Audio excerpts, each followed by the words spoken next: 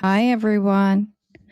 There's a little mix-up right now with the stream. So StreamYard would not connect to the stream that was in YouTube, so I had to cancel it and start a new one as it told me to. So I did. So I will wait for some of you guys to come over. I just left a message in the other stream to say that StreamYard will not connect. Okay, you're finding me. Good. Hi, Sue. Hi, Camilla. Hi, Mildred.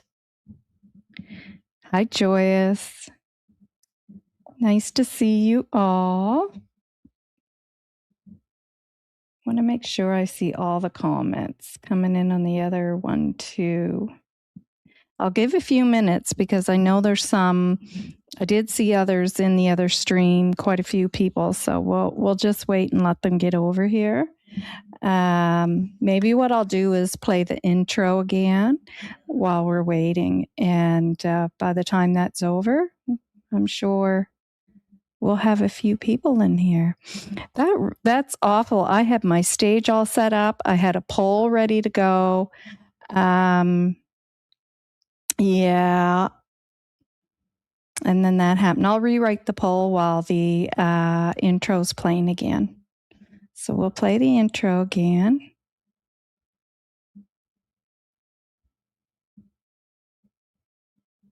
If I can find it. There it is.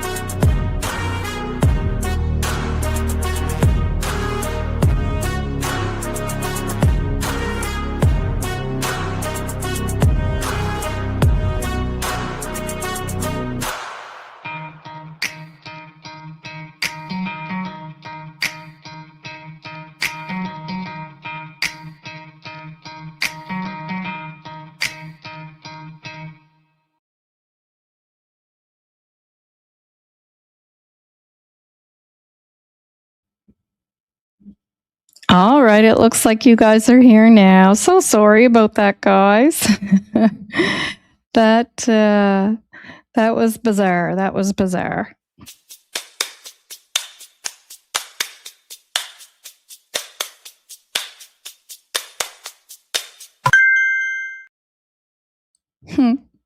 Sorry, I'm trying to play.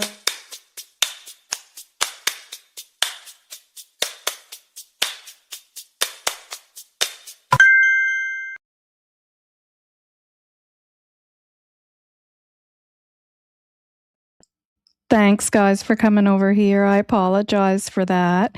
First of all, I received an email from Ginger telling me that I had 9 lives posted. And of course, I did not do that. That's a mishap of StreamYard. And so I had to go in and delete, 7 of them. I think it was 9. I can't remember, Ginger, if you said it was 6 or 9. But anyways, of course, I had to delete all of them but 2. And I guess the 2 that I left remaining were not the actual ones that were connected to StreamYard. So that's what happened there. So then it wouldn't connect. So thank you all for coming over. Ariel, I said hi to some of you already. Ariel, thanks for being here. Ginger, thank you so much. I didn't expect you to be here, and I appreciate it. Liz, thank you so much for being here. And Joyce, we have Joyous and Joyce. And Laura. And Julia. And little a black bear. And I did get your email. I don't think that worked, but please do not worry about it, please. And thank you very much for being here. I appreciate it. Donna, hi. Thank you for being here. Detective Tam, not Detective Tom. Tam. I've said Detective Tom before. Going down. Kevin, hello. Hi. Thank you for being here. I think this is the first time I've seen you here, and we appreciate having you here. So I did start a poll there. I hope you guys can see it. Is it uncommon for a parent of a missing child to not speak publicly? So I can't see who's voting. So if you'd like to give your, and I shouldn't say vote. It's not a vote, but it's an answer, right? What are your thoughts? Do you think that is a common thing that parents don't always speak out, or is that an uncommon thing that typically a parent speaks out, and if they don't, that would be uncommon, right, for us to see? I'm curious as to what people's thoughts are, because I will share my thoughts with you when we get to that. And we are going to talk about that today. First, we're going to hit on Kenley Matheson, as you've seen in the thumbnail. And welcome, everyone. Welcome to the channel. Welcome back. I so appreciate having you all here, and I'm happy to be on today with you all. Some of you would have caught me last night with Shan, and I did talk about a couple of things that I was going to touch on today as well. I probably won't go too in depth, being that I discussed it on Shan's, but I probably still lightly will talk about it. So I do appreciate having you here. So first, we're going to start with Kenley. You would have seen Kenley in the thumbnail. And there's quite an update to Kenley's case that I'd love to share with you all. So Alan Kenley Matheson, age 20 years, last seen September 21st, 1992, Main Street, Wolfville, Nova Scotia, and there's a $150,000 reward. And Kenley was attending Acadia University in Wolfville when he went missing. And I believe that would be 34 years ago now. and has not been seen, excuse me, has not been seen since. Hi, Cassandra. Thank you for being here.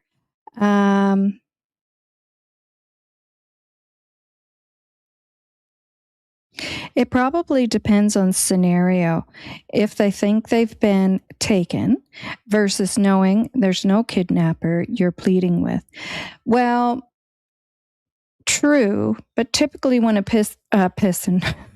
oopsie, typically when a person goes missing, and that's what we're going to get into after we discuss Kenley and we move on. But I mean, in Kenley's case as well, and his loved ones, because it's no different. They don't know where Kenley is. They don't know if something nefarious took place. They don't know if he was abducted. They don't know, did he leave on his own? Because you don't know. And that's what we're going to get into.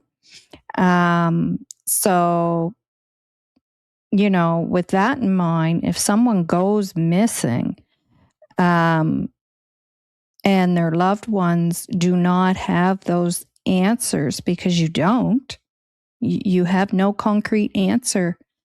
What are you left with?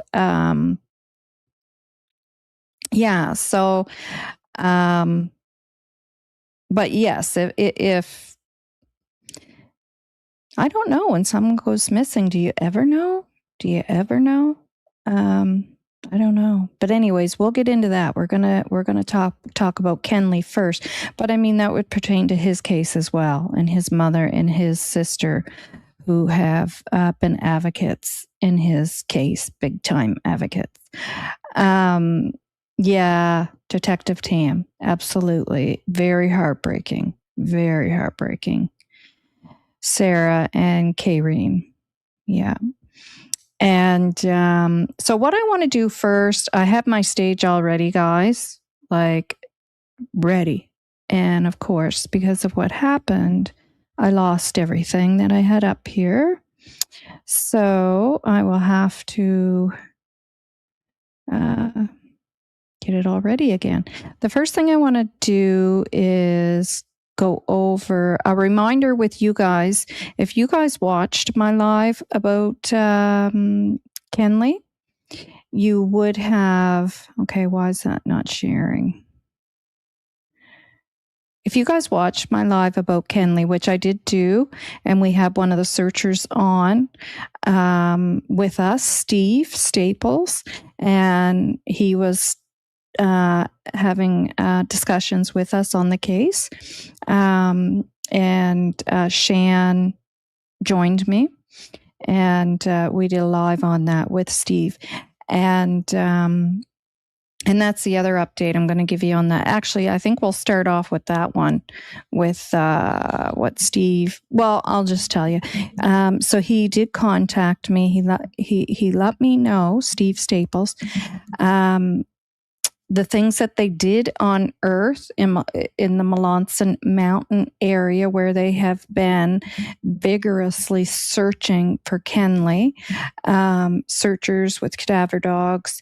They unearthed quite a bit of things, and those things are now being turned into RCMP. And he wanted to let me know that, because we were talking about that when he was on the live with us, and he was being very cautious and kind of strategic on who he was going to have that discussion with amongst the RCMP, and you'll understand why when I get into this other update. And so he is going to be speaking with he was speaking with a couple of sergeants who we will be meeting with to hand over those objects so they can do what they need to do with those objects to see if it does pertain to Kenley's case.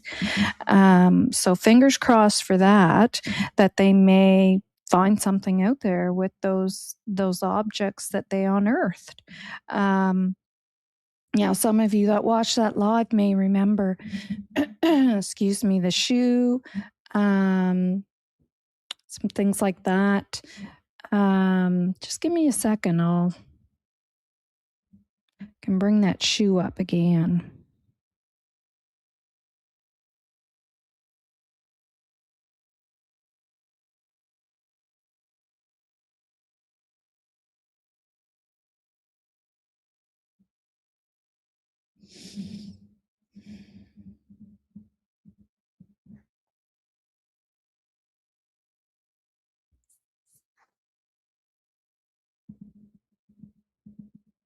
Just to give you an idea of some of the things that they have unearthed. And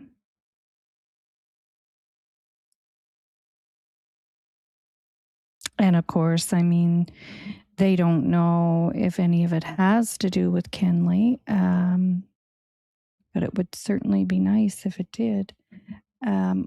Okay, so I have to take Kenley's poster down. That's why nothing's coming up on my screen, because it's actually there. And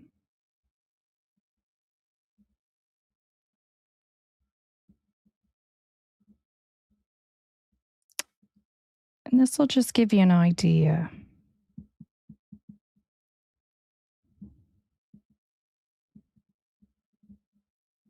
Yeah, so there you can see that's the inside of the shoe. And this is some of the stuff we went over in the live that we had did. So you see that they unearthed that. That was buried. Or wait now, I don't think that was buried, or maybe it was. I can't remember. I apologize. Some of the stuff was buried, some of it wasn't. But there was, there's quite a bit of stuff that they had come across. Yeah. You guys can see that okay?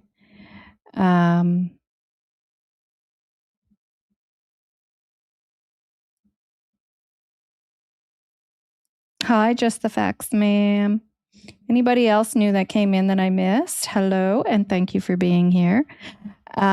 So another thing I'm going to bring up, we'll take that down. That's just to give you an idea. Now, if you want to go back to the video about Kenley that we did with Steve Staples, you'll see quite a bit of stuff that was unearthed in that video.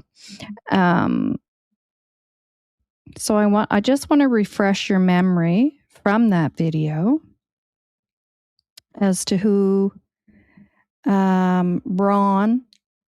Lamothe is, in case you don't know, because we are going to discuss some information from him. Now, I'll make that bigger in case you guys cannot see it.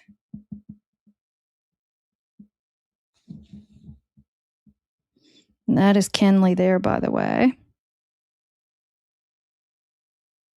in that picture. So in 1992, a 20-year-old Canadian college student named Kenley Matheson disappeared without a trace. Almost 20 years later, a mysterious email would launch Associate Professor Ron Lamothe on a decade-long search for answers that would take more twists and turns than an Agatha Christie novel, and that is true.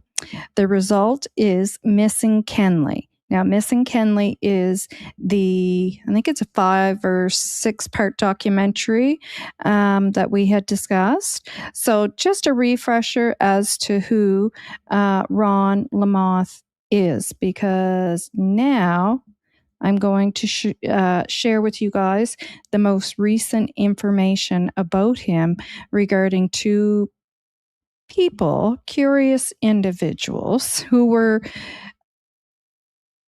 at one time unnamed, but Ron has figured a lot of stuff out. And so I'm going to share with you what he found out, and it's very interesting. It's a bit of a story.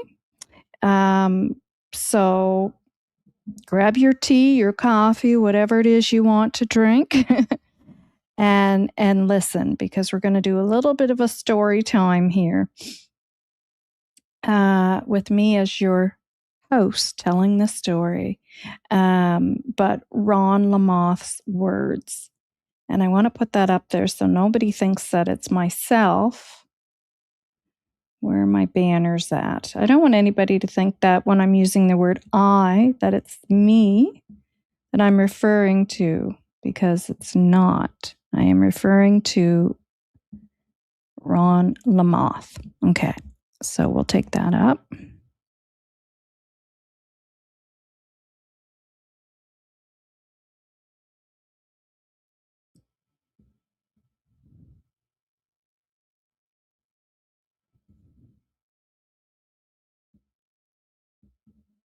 Now, can you guys see that okay?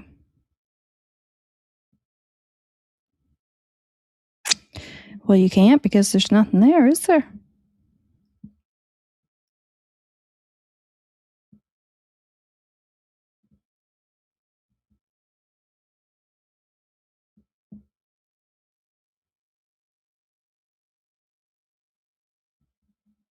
To me, that looks very small, so I'm not sure if you guys can see that okay. No. What about now? I don't know if I can make it any bigger. I tried my best to make it bigger.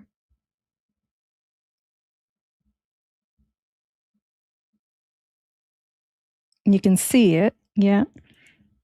What about this? That makes it a little bit bigger. Okay, now I'm going to be over to the, yeah, it is a bit small, Joyous, isn't it?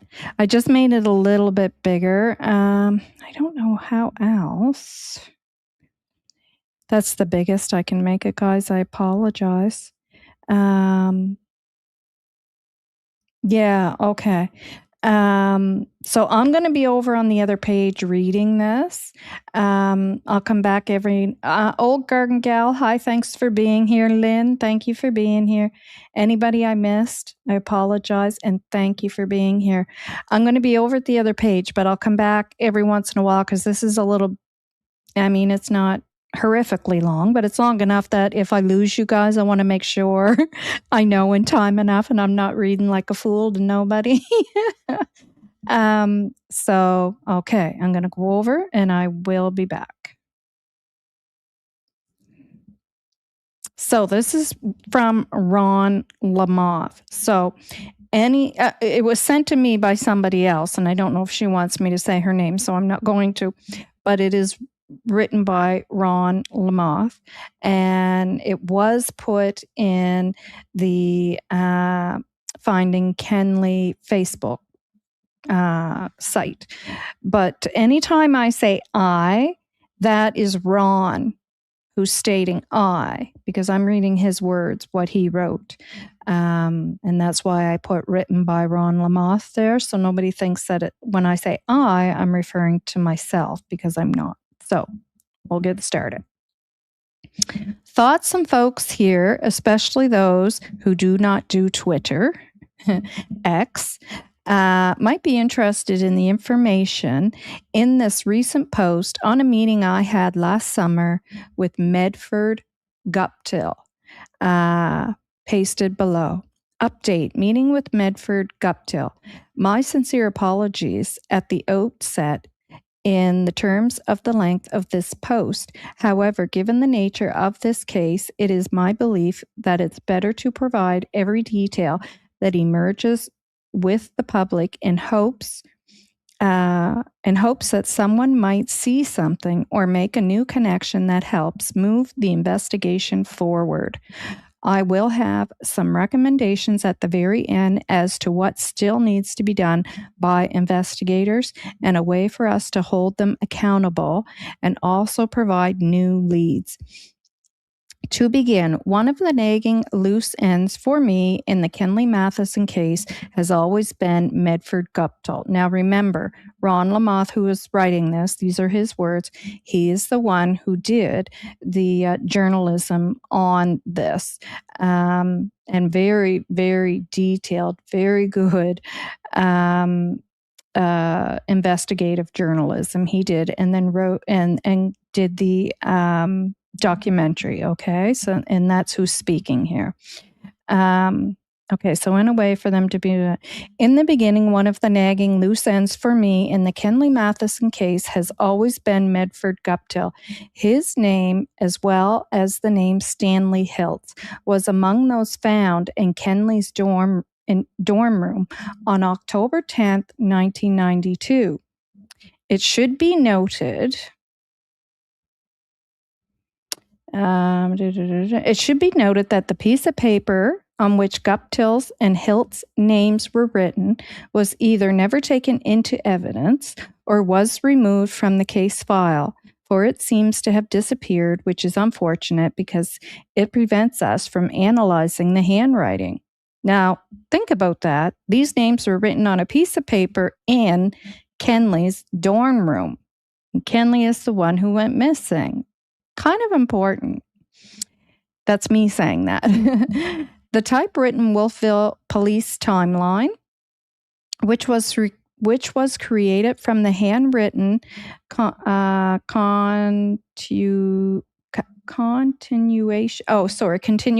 Jeez, I don't know why I struggled with that word. Which was created from the handwritten continuation and supplementary reports, lists two names under the category of other on April 8th, 1991, some 6 months after Kenley went missing. Medford Guptill from Hants Border, Nova Scotia, name found in Kenley's room, and Stanley E. Hiltz. Now he's quoting what was written in the police report. And Stanley E. Hiltz from West Hants Harbor, Nova Scotia, name found in Kenley's room. For the Guptill entry, that's all that is there. For Hiltz one, however, there is a little more information. CPIC, check on Hiltz, noted in file. Drug-related, ? No contact with Hiltz. Now, again, that's quotation of what was in the police report. It has always been unclear to me whether or not the WOLFVILLE police constables associated with this entry. It's always been unclear to me whether or not the WOLFVILLE police constables associated with this entry. Keith McKillop and John Goss actually met or spoke with either man. Let me read that again. It doesn't sound right. It has always been unclear to me whether or not the WOLFVILLE police constables associated with this entry, Keith McKillop and John Goss, actually met or spoke with either man. Did no contact with Hiltz mean that they had been unsuccessful in contacting him? Or did it mean that they spoke with Hiltz and that he told them he'd had no contact with Kenley? And were McKillop and Goss successful in contacting Guptill? The timeline entry gives no indication. And I'm going to show you guys that. I actually have a picture of it, and I apologize. Like I said, I had this picture up, and then when things all went wonky on me there, I lost it. But I actually have that. I will share it with you. Okay, so you guys see that there? I can't make it any bigger, but that is the file copy, the entry he's talking about there. Yeah, so everything's good. Hi, Snoop. Olive, hi. Hi to anybody else I missed. All right, I'm going to go back over. Looks like you guys are all good and I'm not disconnected. After this here part, it gets really good. Okay. Okay, successful in calling out. The timeline entry gives no indication. Okay. Yeah, so what were they successful in contacting Guptill? The timeline entry gives no indication. When interviewed by RCMP Constable Carrie Campbell in 2014, who was the lead investigator on the case at the time and remained so until he was replaced by Troy Allen. Now, this is important. Listen to this. Until he was replaced by Troy Allen in 2016, when Allen's second cousin, Aaron Smith, formerly known as Jason Kenney. Now, if you watched what the video that I did before, we discussed Aaron Smith, Jason Kenney, same person. Okay, used to be Jason Kenney, is now a female named Aaron Smith, and is the main suspect in this case. I shouldn't use the word suspect, but person of interest in this case. Okay, so what he's saying here, the new investigator that was put on the case in 2016 is the cousin of who is now Aaron Smith, used to be Jason Kenney.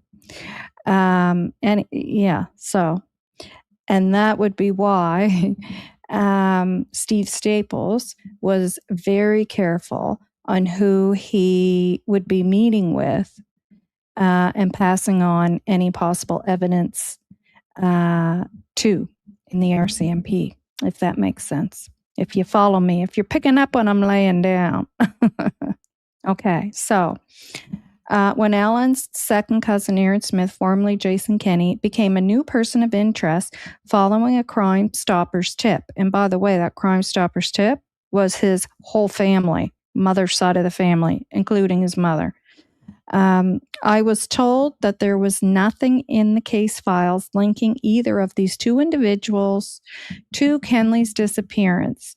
No one else I ever interviewed for missing Kenley had any knowledge of them either, including the two former Wolfville constables who were directly involved with those specific entries, both of whom could not remember anything further about that cryptic note in the WPD timeline, WPD Wolfville Police Department. Whatever the case, for years and years, I wondered about these two men and why Kenley had them in his dorm room.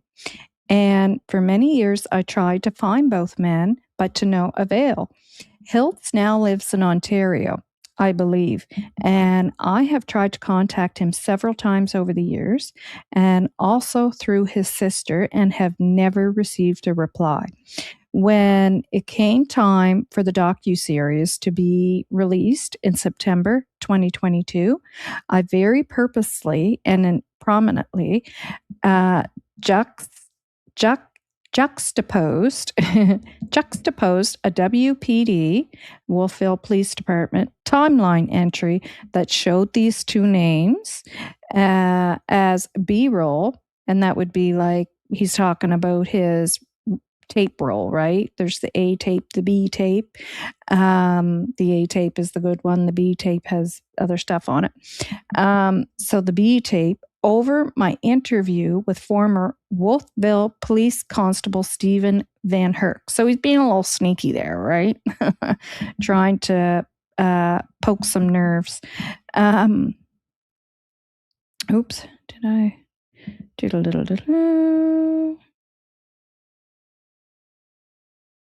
Sorry, guys, I lost my spot there. Okay, sorry, I accidentally clicked back one. Owner the B-roll, former with Stephen Van Herk. When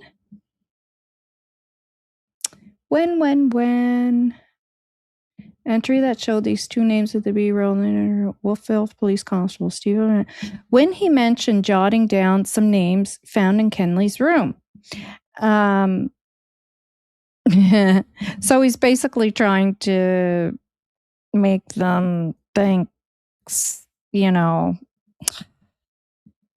he's being sneaky, right?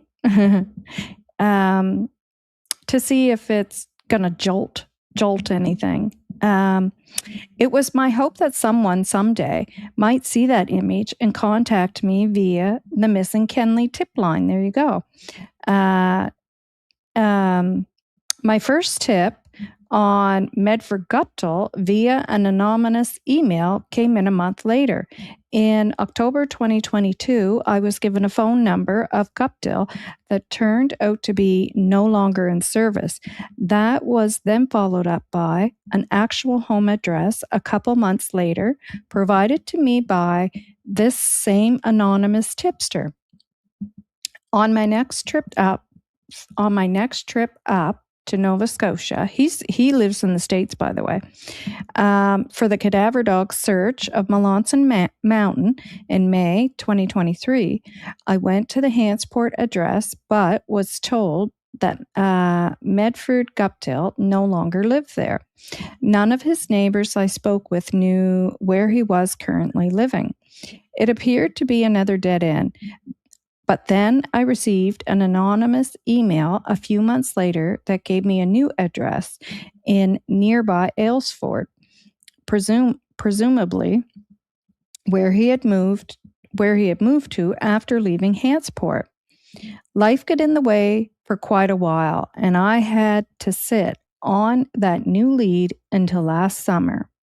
When I returned to Nova Scotia for the first time since the Melanson search, an important story in its own right, much of it documented in other posts. And that's what we touched on. Like I said, Shan and I had Steve on my channel, and he discussed the searches with us and the things that they found. And I just gave you another update from him there. He's in touch with our CMP now. So the first day I went to this new address, no one was home, but there were some indications that someone was living there. I also noticed as I got back into my car several security cameras mounted on the house and property. And so I assumed whoever lived there would soon see video of me and my vehicle and its MA plates. Perhaps wondering who it is, perhaps even figuring it out. In any case, the following morning, after 13 long years of trying to find him, I finally stood face to face with the one and only Guptill, now 79 years old, the man whose name was found in Kenley's dorm room 33 years earlier. So this would have been in 2025. This took place, so not that long ago. Excuse me. What follows is a strictly factual account of our meeting and what he said, and I will leave it to the readers. So right now, you guys, the listeners, because I'm reading it to you, of this post to make their own inferences and draw their own conclusions. The description below is based on detailed notes I took in its immediate aftermath. Some extraneous parts of the conversation have been left out for brevity's sake. Okay, I'm going to go over and check on you guys, make sure I am still connected. Looks like I am. Hello to everyone else who has come in. Cool J, Angelina, thanks for being here. Snoop. I'm hearing Troy Allen has been on stress leave since the documentary came out. Well, I wouldn't doubt that. Interesting, eh? Interesting. I mean, something like that shouldn't cause anyone stress. It's quite easy to say, I'm related to a possible person of interest. The person of interest in this case. I need to hand this off to somebody else, right? I've had to do that as a nurse. It's just what you have to do. If I'm being a relative, knowing someone in my family, possibly unalive someone, I just could not live with myself. Yeah, I couldn't be a part of that investigation for sure, right? Hi, Shan. Thanks for being here. Just going over some updates on Kenley's case. Some interesting information from Ron Lamothe, the producer and director and investigative journalism of missing Kenley. It's interesting, very interesting. Okay, so I'm going to go back over there, guys, and continue on now that I see I'm still connected and you're all doing great over there. Okay. When I arrived at Guptill's Aylesford Lake home on August 1st, 2025, I parked on the road and walked up the driveway rather than driving straight in as I'd done the day before. Yeah, well, I would do that too, right? Because you don't want him to notice you this time with all the cameras. When I knocked on the door, Guptill opened it with a big smile and said, "Hello." Interesting. I asked him, "Are you Medford?" He replied, "Yes, I am. Come on in."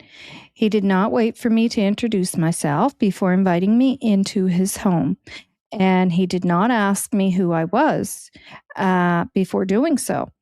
Once inside, I told him my name and said I was working on a missing persons case from the 1990s and trying to speak with anyone I could.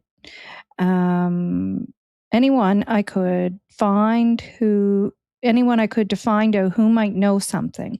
As we began discussing the case, he never once asked, "Why are you coming to me?"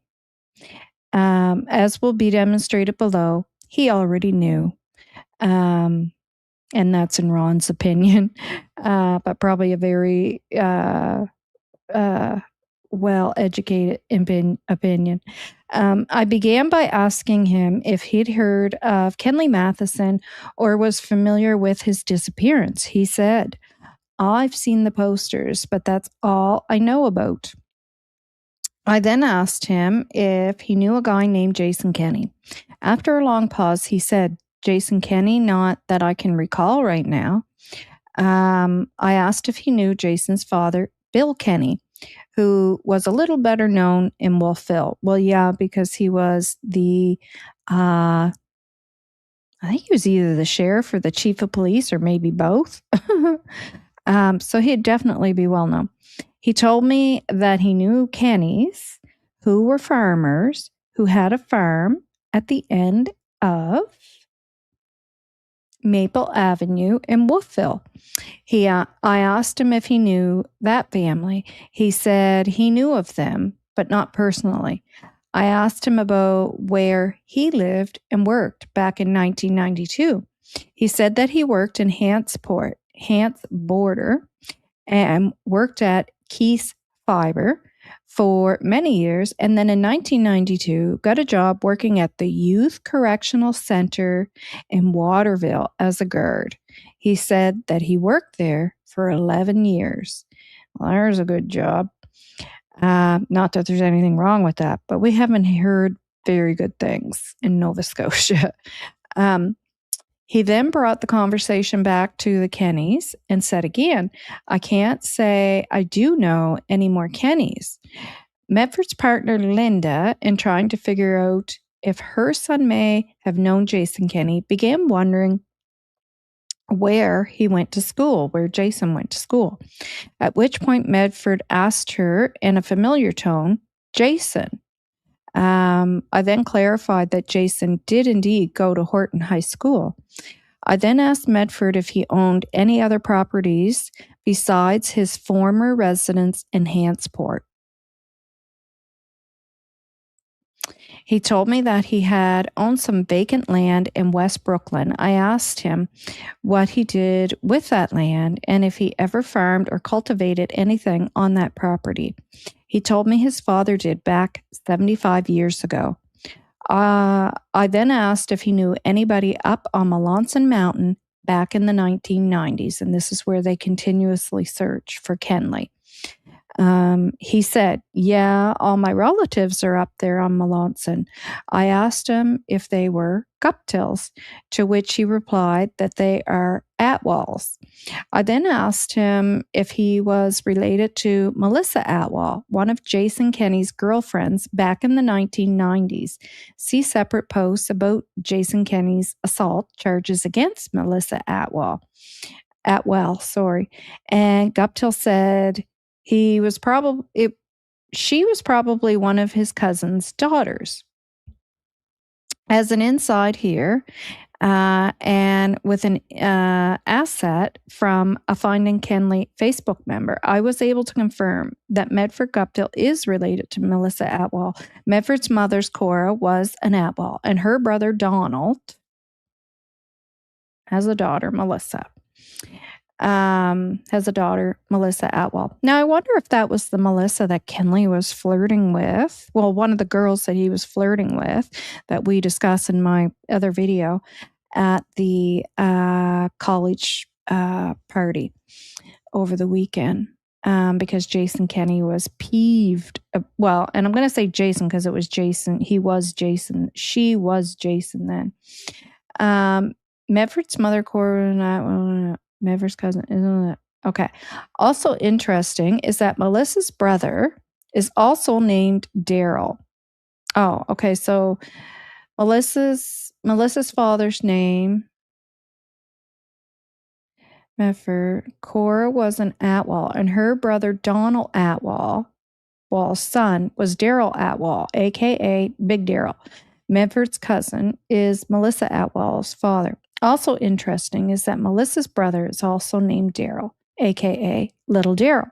Several years ago, during the production of Missing Kenley, both Suzanne Saunders, Jason Kenney's mother, and Toby May Saunders, Jason Kenney's sister, told me about a friend Jason had at the time of Kenley's disappearance, someone named Daryl, and I remember them talking about that friend. In fact, they both joked on occasion about there being a new heart, because Daryl and Daryl. Yeah, anybody that's my age, maybe a little bit younger and older, remember who Daryl and Daryl are. So the Daryl and Daryl situation.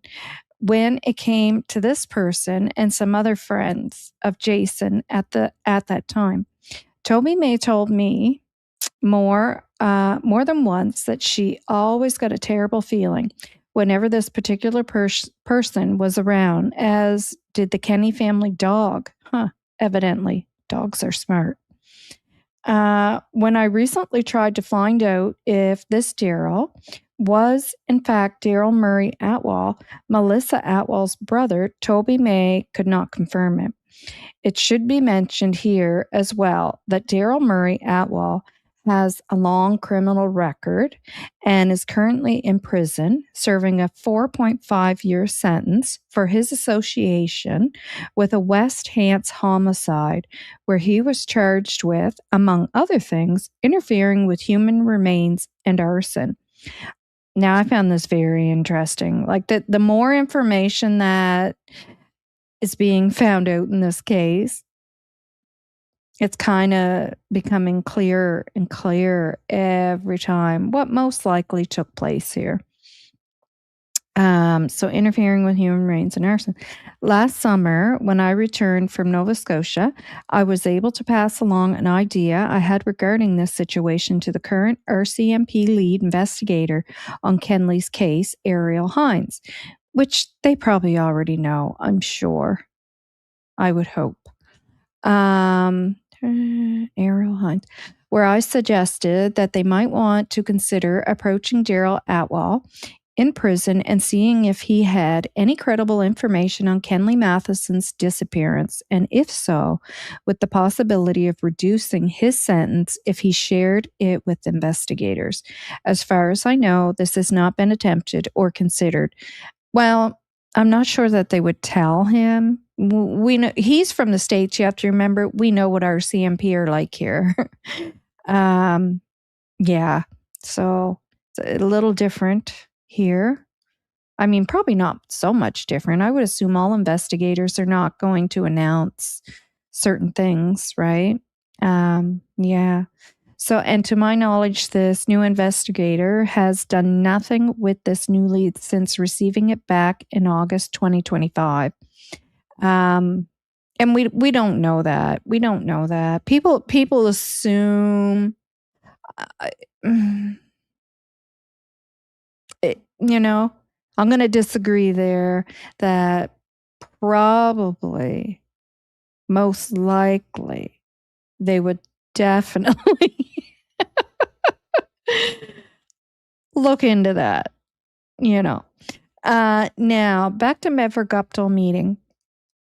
I then asked Medford if he ever knew someone named Stanley Hiltz. So this is the other person that was written on that, what you're looking at on the screen there that they found in, I was going to say Finley's, that they found in Kenley's room. The two names. Stanley Hiltz was the other name that was written on the piece of paper in Kenley's room. Now, I shouldn't say Kenley wrote it. If I did, I apologize, because they obviously were, because that went missing, they can't compare to make sure that that was Kenley who wrote that, but it was found in his room. I then asked Medford if he had ever knew someone named Stanley Hiltz. He coughed and then said that he knew a lot of Hiltzes, that there were a lot of Hiltzes up on West Brooklyn Mountain, but that he didn't know a Stanley Hiltz. I then returned to his comment regarding the missing posters to confirm that this was the only thing he knew or remembered about the Kenley Matheson case. This was now about 10 minutes into our meeting. He said yes, that was it. That was all he knew, but then quickly deflected the question by asking where Kenley was seen last, whether he had a habit of going anywhere, whether he went out swimming. And now it's interesting that he would ask that, because in the short time that Kenley was in WOLFVILLE before he went missing, which, my God, what was it, a little bit more than a week? No more than 2 weeks. He did go swimming a couple of times at a swimming hole. So that's interesting that he would say that. Did he whether he went swimming, whether he was someone who went biking, etc. And then he asked, where did Kenley grow up? I answered these questions, and then he asked, probing further to find out what else I knew, whether I checked out his friends, and whether he was into drugs or anything like that. I said yes, he was. And he was just into marijuana and hash and stuff like that. Well, as far as we know and heard, anything any heavier than that, and beer. And that this was an interesting question, and then asked him directly if he ever dealt drugs. Medford said rather faintly, no. Linda added, I don't think so. He was a security guard. And I have to laugh at that. And you guys, I'm sure, know why. It's kind of funny how people think. And I'm not going to mention another name, but in the Lilly&Jack case, there's been another name floating around, and people going, well, no, he's the security guard.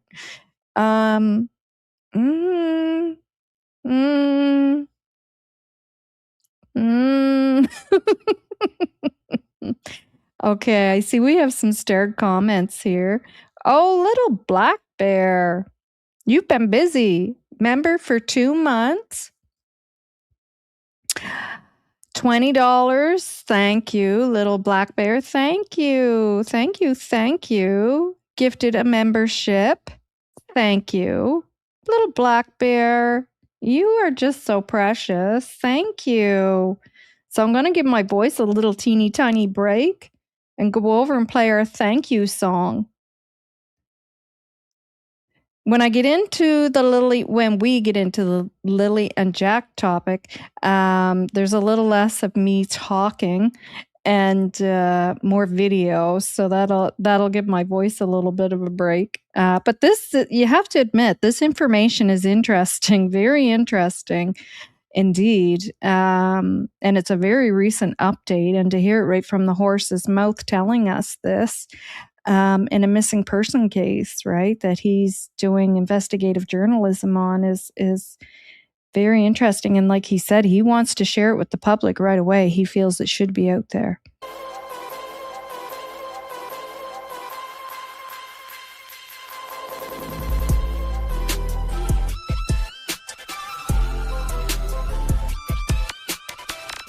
Thank you, Black Bear. This will give me time to get a little drink while that's playing.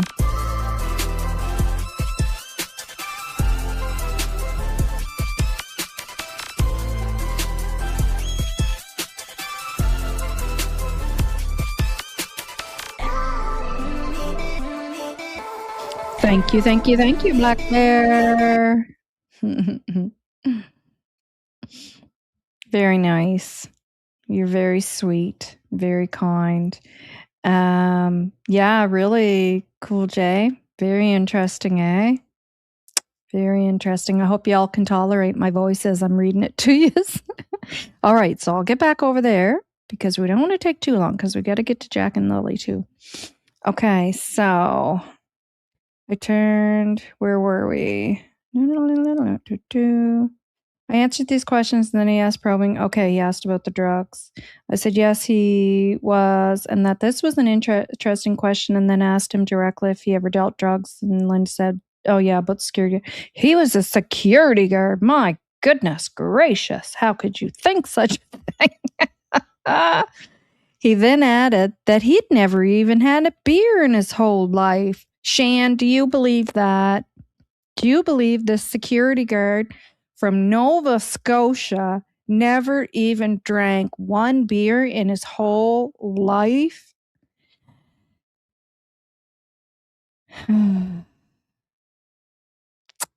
I don't know.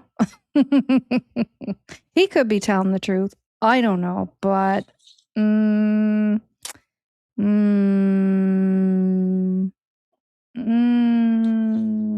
don't know.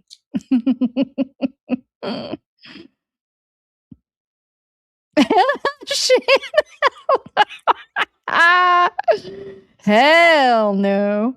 I agree. I think very unlikely. Shan, thank you. You didn't have to do that. You guys are so sweet. Thank you. And just the facts, ma'am, has been a member for 4 months. You guys who have been members, remember, you guys have a special thing there that you can click on to put in a message, and it's like it's a top message because you're members, and you get a free one every month. If you don't use it, it might run out. So like if you didn't use it for 3 months, it's not like there's going to be 3 there, I don't think.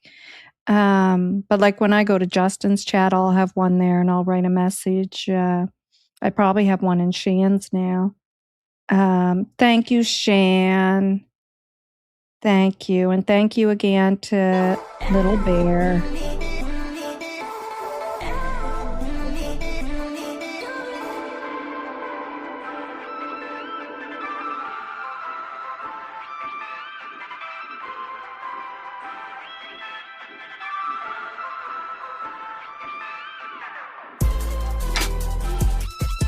Thank you.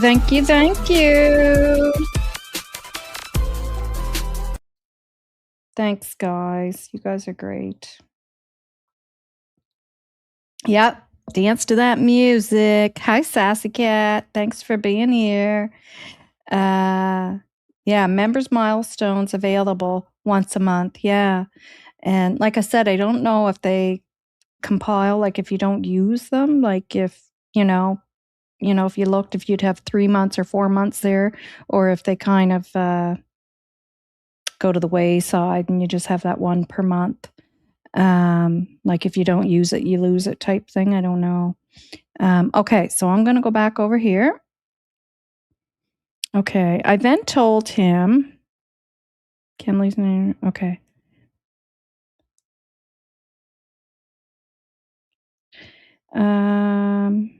Okay, yeah, I never had a beer in my whole life. Okay, I turned to the issue at hand and asked him if the Wolfville police or the RCMP had ever talked to him in the 33 years since Kenley's disappearance. And that's the other thing you have to understand in this case. It's the Wolfville police and RCMP working on this. It's probably just the RCMP now, I would think. Actually, I think that is so. It's just RCMP working on this now.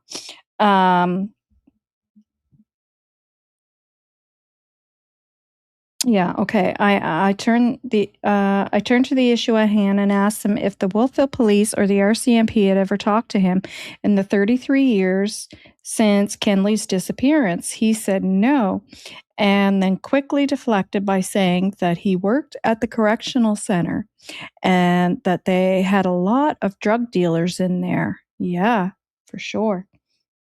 Prisoners and guards. And then he added that he did not remember Kenley's name coming up while working there. I then told him that one of the main reasons I wanted to talk to him was that his name was in the case file, that his name was found in Kenley's room after he disappeared. As I said this, he murmured, "Yeah," twice under his breath.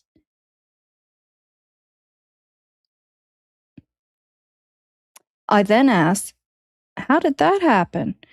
His first response was that he had a daughter who went to Acadia, who graduated in 1992. After we established that she wasn't there at the time as Kenley, he said, "For the life of me, I don't know why my name would be in the files." I then said that it was very odd that a 20-year-old from Cape Breton, being Kenley, only 2 weeks into his time in Wolfville, would have the name Medford Guptill in his dorm room. And honestly, guys, isn't that very strange? Think about that. Because at that time, Kenley's 20.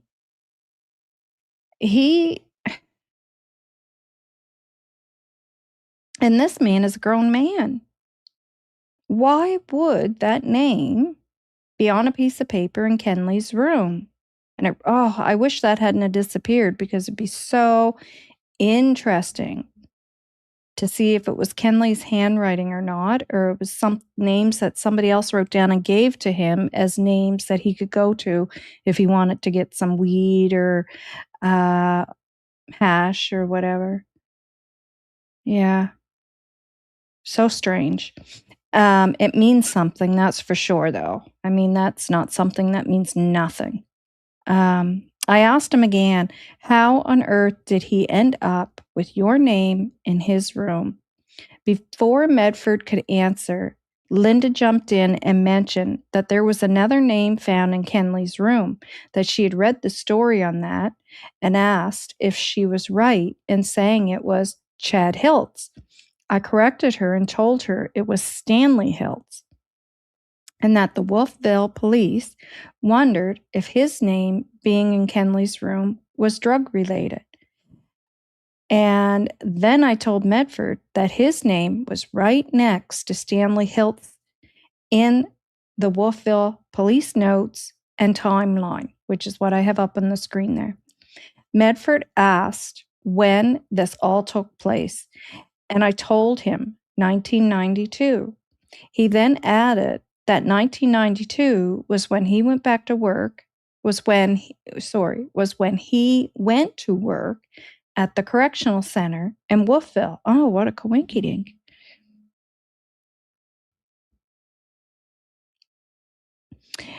And asked if Kenley had ever been in there, in the adult one.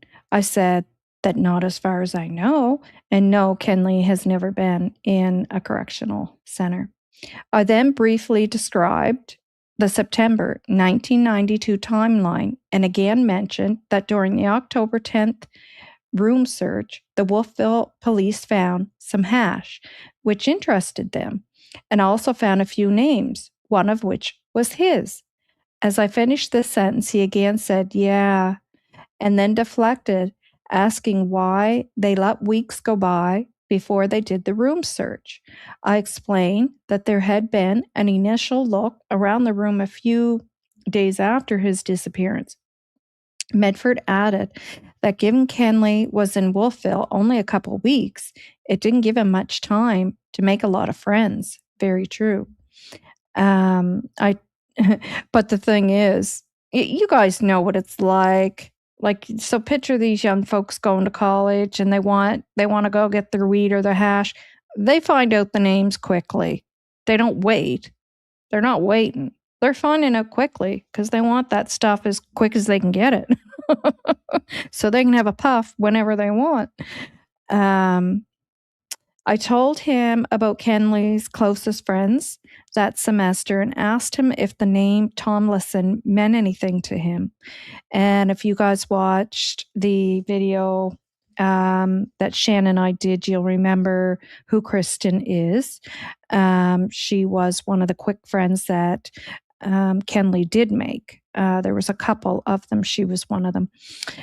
Kristen Tomlinson was one of these friends. Her father was Ralph Tomlinson, host of the Corkum Island weekend that Kenley attended, and who also had a conviction record for marijuana cultivation. In response, Medford whispered, "No." I followed up, "Have you ever heard of Ralph Tomlinson?" He looked down and whispered, "No." I said, "Okay." And then he looked up at me and said, "More."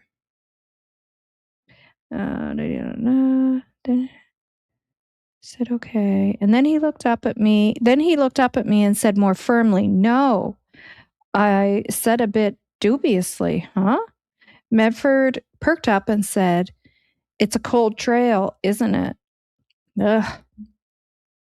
Creepy. Medford then asked if I was related to Kenley. I said that I was not, but that this part of the story had been itching me for years and that I had always wanted to meet him and ask him about it, meaning Medford, not Kenley. He joked, "Well, you should have come sooner." I told him that he was a hard man to find because remember in the beginning he said he looked and left message after message, no reply. I told him that he was a hard man to find, to which he replied that he's moved around a lot, including a stint from 2005 to 2017 in New Brunswick. The reason I never found him in Nova Scotia during the years that I was producing the docuseries. Although I do vaguely remember once placing a few calls to an M. Guptill in New Brunswick that were never picked up. Linda then wondered aloud as to why the RCMP never interviewed Medford, and then Medford, after almost 20 minutes of stating that his only knowledge of Kenley was from the posters, finally said, "You know, someone somewhere told me my name was connected to him, but I can't remember who it was." Linda then responded, "I did. I saw it on TV. Your name was on TV." Medford acknowledged this is true, but then disingenuously asked, "How was it on TV?" Jeez. My goodness. Linda answered, "They did a program on it. They did a documentary on it." I then attempted to show Medford a copy on my phone of the actual Wolfville police timeline where his name is mentioned. And again, that's what you guys are looking at on the screen. He did not seem interested and barely glanced at it. I said, "You don't remember that?" He said, "No, nobody talked to me. No police ever talked to me about it." I said, "Okay." That it was like, sorry. I said, "Okay, that it was kind of a head scratcher." To which Medford agreed that it was weird. From that information, I have been able to gather, and as inexplicable as it may seem, it may indeed be true that no one in law enforcement over the past 33 years has ever spoken to Medford Guptill about his name being found in Kenley's room. Hard to say. That's me saying that. Because is he going to admit it? He's going to play dumb. And especially if his wife didn't know if the police spoke to him, right? Yeah. Yeah. Kenley's sister, Kayreen, and I were trying to get information on the actual handwritten supplementary report pages that generated the April 8th, 1999 entry in the WOLFVILLE Police Department timeline. These supplementary report entries were either redacted or not provided when the RCMP released several thousand pages of case file documents to Kenley's family in 2019. We put in the request to the current lead investigator, Ariel Hines, for these specific pages, or at least a description of them. So Kenley's sister Kayreen and I were trying to get information on the actual handwritten supplementary report pages. Okay, so maybe they do exist, but they are not giving them to them. And if that's the case, I mean, to me, that would mean they are taking it serious because that's a piece of evidence that they don't want out there. Huh.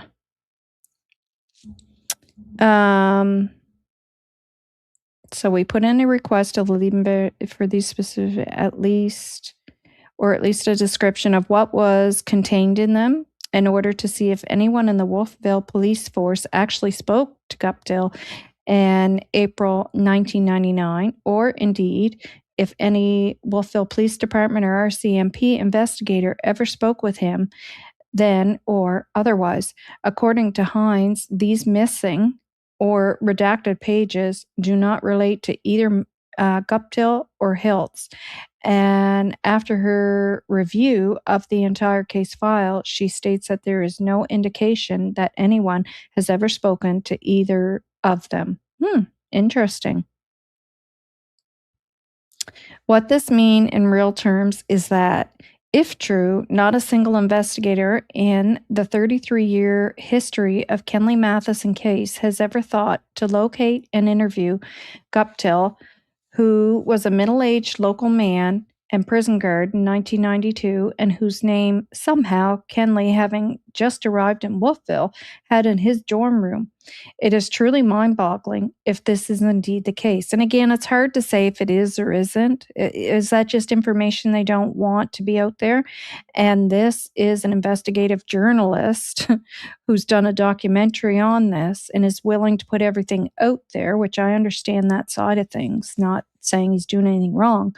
But the RCMP then are going to be a little extra leery on what they give him, what information, and to the family as well, because they know there's very close ties between all of them. I then brought up Medford's age at the time of Kenley's disappearance, which I told him never made sense to me. I said it was one thing for Kenley to have the name of some 20-year-old WOLFVILLE local that he met during those first couple of weeks, but that he, Medford, was nearing 50 years. Well, that's what I said too. Like that, like, come on. Like that, come on. Like that's just too odd. Yeah. 50-year-old at the time. Guptill was either 46, 47 in September of 1992. And I asked pointedly, why would a 20-year-old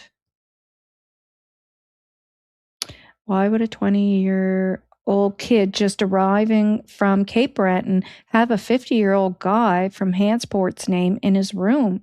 He had no answer. He said that he didn't have the faintest idea how his name got in there and that he wished he did. Circling back to Stanley Hiltz, I asked what Hiltz's he knew. He said he knew Dale Hiltz, Gerald Hiltz, and Randy Hiltz. He stopped the list there. But then Linda asked, "Isn't there a Howie Hiltz?" Good old Linda. Oh my God. Medford's probably thinking in his head, "Linda, will you shut up?" Yeah. So Linda spoke up and said, "Well, what about Howie Hiltz?" Medford then reluctantly conceded that there was a Howie Hiltz, who was his neighbor. Well, hello. Who was his neighbor in West Brooklyn. There are actually a couple of West Brooklyn real estate transactions between the two of them that can be found in the land registration office in Kempville. Well, come on. Now that's suspicious. And obviously, his poor wife, Linda, has not a clue what is actually going on here. Because, when somebody, I'd be like that. Like I'd be clueless and innocently be going, "Oh no, honey, remember so and so? You must remember him." Not even cluing in. Yeah, okay. So I mean, he definitely knows him. Okay, real estate transactions between the two of them that can be found in the land registration office in Kempville, Nova Scotia. One can also find in his same office a 1990 record of the above-mentioned Cora Guptill as granting a lot of land to Medford Guptill. Well, so they're all intertwined. It's the same thing you're hearing in the Lilly&Jack case, right? How all these names end up finding, we find out some type of association there, right? Yeah. Granting a lot in the end. The same office record above mentioned Cora Guptill as granting a lot of land to Medford Guptill, situate at Horton on the Mountain Road near Avonport, a property that Medford's cousin, Daryl Atwell, my God, likely knew about. So all connected. Medford made an explicit point of asking me if I had spoken to all the persons of interest, such as Jason Kenney, and I said yes. At this point, Linda asked for my phone number. Oh, wow. I bet you Medford loved that. Which I gave to her, as well as my name, and told them that I was the creator of the program they had mentioned, that she had said she saw that information in. I then brought up the belief that Kenley had been killed and buried up on Melanson Mountain. Medford said, "Yeah, I heard that." And then, oh my gosh, yeah, he heard that, but yet in the beginning he said he's only ever heard of Kenley on a poster. And then seeing the surprised look on my face, given that he had said earlier about the posters being the only thing he knew about Kenley's disappearance, he quickly added, "I can't remember where." Yeah.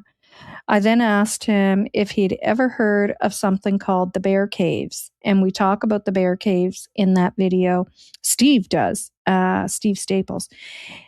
He coughed. You got to love the cough thing, because the cough thing is like a time for pause to give them a little bit of thinking time to the answer.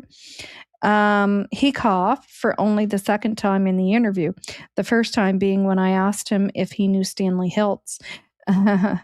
He paused and then, barely audible and under his breath, said no. Linda then began asking Medford about the cave down by the falls on West Brooklyn Mountain. He said yes, there was a big cave down by the falls inside the big bank, but he quickly added that no one has been to that location that he knew of for 40 years. I inquired further about the exact location of the cave, as they used to call it the cave. Okay, they used to call it the cave. as they used to call it. And Medford said that it was really hard to get at and that he didn't think there would be anything there. And that, again, he hadn't been down there in 40 to 50 years. He gave me a few more specifics, but then emphasized, "You'll never find it now." He's hoping, I would say. The next day, I hiked out to the location on West Brooklyn Mountain. It was not very hard to get to, and I found it fairly easily. Medford was right, though, in terms of what was there. Indeed, I found multiple caves, and we did show, I'm pretty sure we showed the multiple caves in the video that Shannon and I did. Multiple caves in the banks of Curry Brook, some of which are more cave-like than anything I've ever seen on Melanson Mountain. I then asked him about what the drug scene was like up on Melanson Mountain back in the 1990s.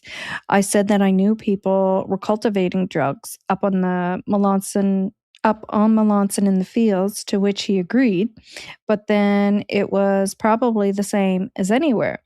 He said that he was not in the drug scene, so he wouldn't have any inside information, but added, unless it was the correctional center.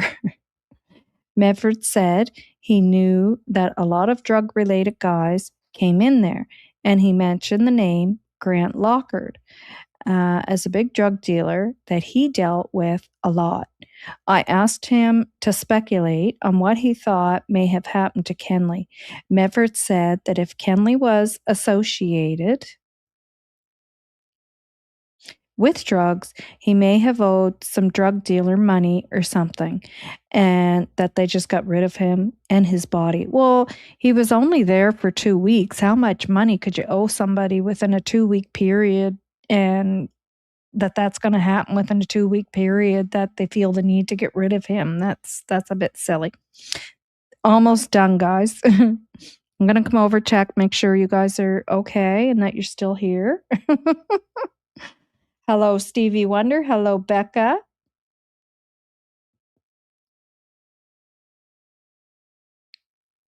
Yeah.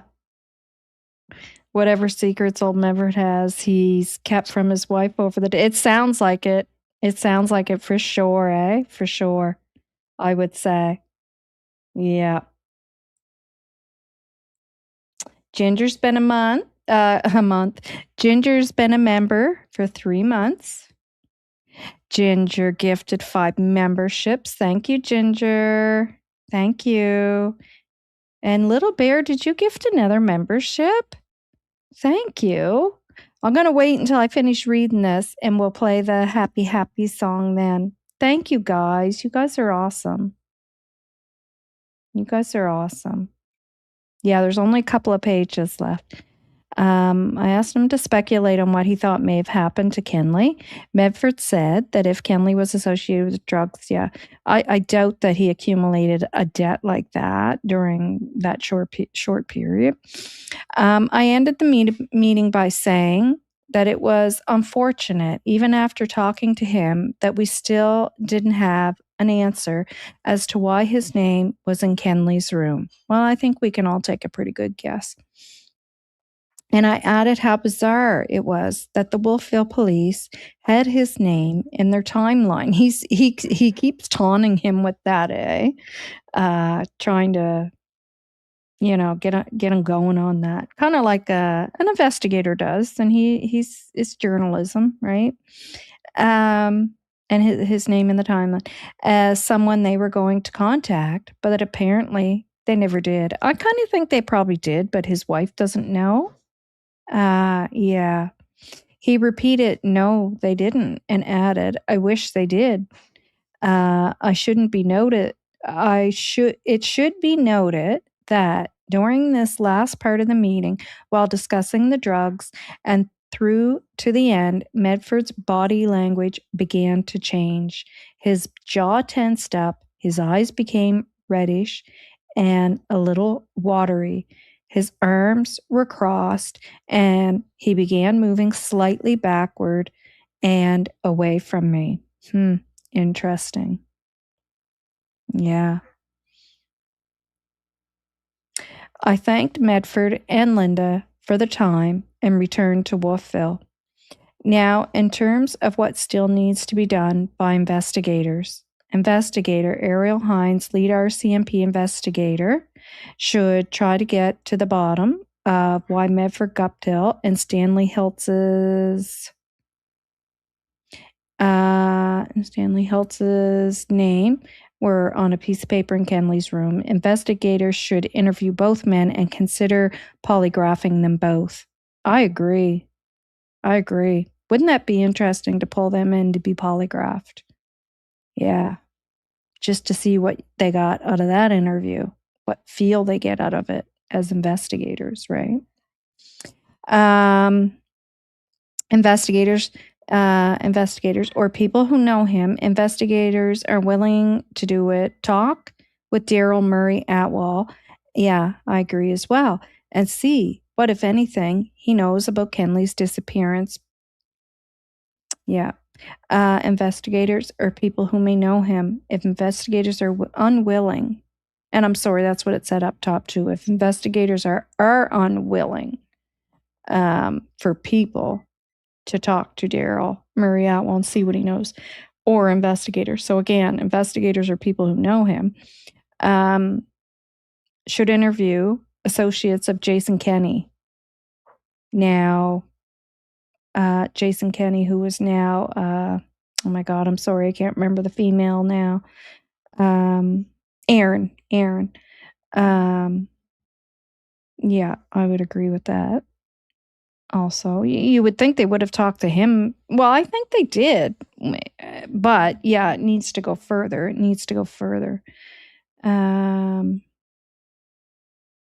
Talk to Charlene Smith, Jason Kenney's ex-wife, definitely any associates, right, who he may have shared something with after he shared the things that he shared with his family. The so-called Mountain Boys, associated names that sources have provided: Joe Ketty, Corey Smith, Mike Wallace, Robbie Peters, Sean Gertridge, and someone known as Rooster or Chicken. Interesting. I'm laughing because there's a rooster here, someone known as Rooster here in Pictou County. Brian Saunders, friend of Jason Kenney. Ross Forrest, Jason Kenney drug friend. Mike McDonald, close friend to Jason Kenney. Chris Giles. A source told me that Giles once told a story about a huge fight Jason had over a girl. Adam Monroe, aka Adam Collicutt, Melanson friend of Jason Kenney's.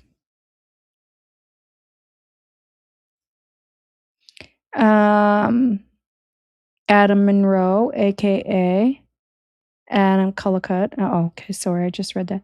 All individuals affiliated with the garage referred to by Jason Kenney's uncle in the docuseries when he said that Jason would be out in the garage, maybe on a mountain somewhere, and they'd be taking a motor out of a vehicle. Whose garage on Melanson Mountain is he talking about? Those associates should be interviewed. And there you go, guys. And he's got the same notes down there on the bottom of that I showed you guys, that I have up on the screen. Or I did have on the screen. I'm sorry. I put that banner up. I forgot you guys couldn't see it. Or I put that picture up.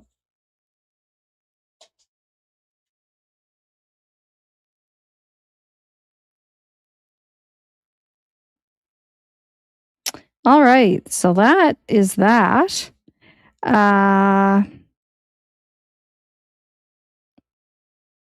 Interesting updates in the Kenley Matheson case. No, not the singer Steve Staples. I didn't know there was a singer named Steve Staples. All right. We'll go over. Thank you, thank you, thank you again. Thank you so much, you guys.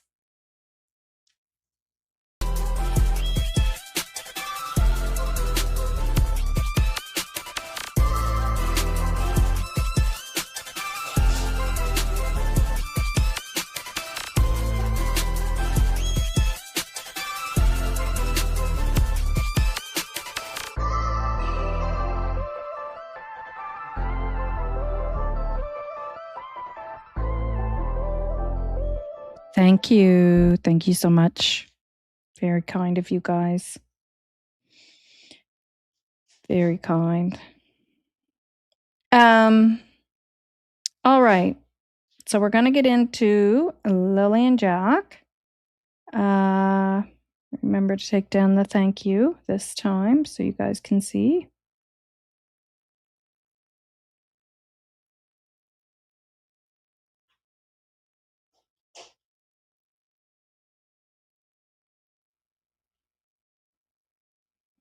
Now,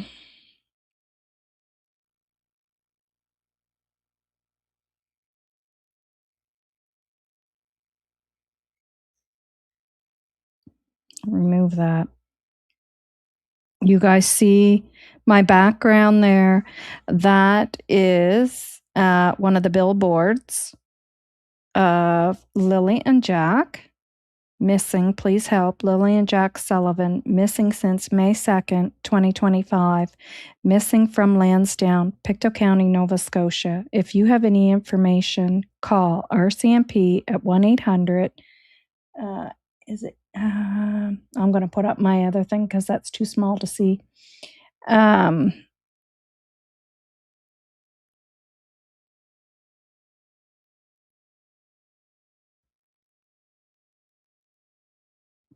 Yeah, rewards for major unsolved crimes. 1-888-710-9090 requires name and contact info. May need to testify. Crime Stoppers of Nova Scotia, which can be anonymous. 1-800-222-TIPS 8477 or online crimestoppers.ns.ca. And by the way, that would be the same number for Kenley as well if you have any information on Kenley's case also. Yeah, so that is one of the billboards there. Man, they're huge. That is awesome. And the Searcher Steve, yeah, we'll call him the Searcher Steve. I'm trying to remember where this one is. I think this one's in New Brunswick. I think. Because there was two pictures that I had. One was Newfoundland, one was New Brunswick. And I think this is the one in New Brunswick. And the one in Newfoundland was near a dollar store, I believe. So before we get into Lilly&Jack, what I'll do, I'll put an intermission song on. We will have a couple minute break for anyone that needs to go to potty or grab a drink. Or if you smoke and you run outside and have a cigarette, whatever. I don't care. You do whatever you want to do. You got a couple of minutes to do it. Or you can just sit there and listen to the hoedown because I'm going to play everybody's favorite song that everybody loves. Yes, and I will also put up, I did have Please Bring Me Home picture here as well, ready to go. But like I said, I lost everything. I have to catch the rest late. My boy is here with his yeah. And the rest will be Lilly&Jack. So all you got to do is skip forward till you get there. Yeah, so I will put up the poster there for Lilly&Jack regarding the Please Bring Me Home search. They are still taking names. My son just signed up there a few days ago. He's going to join the search. Very happy about that. Just give me 1 second and I will bring it up.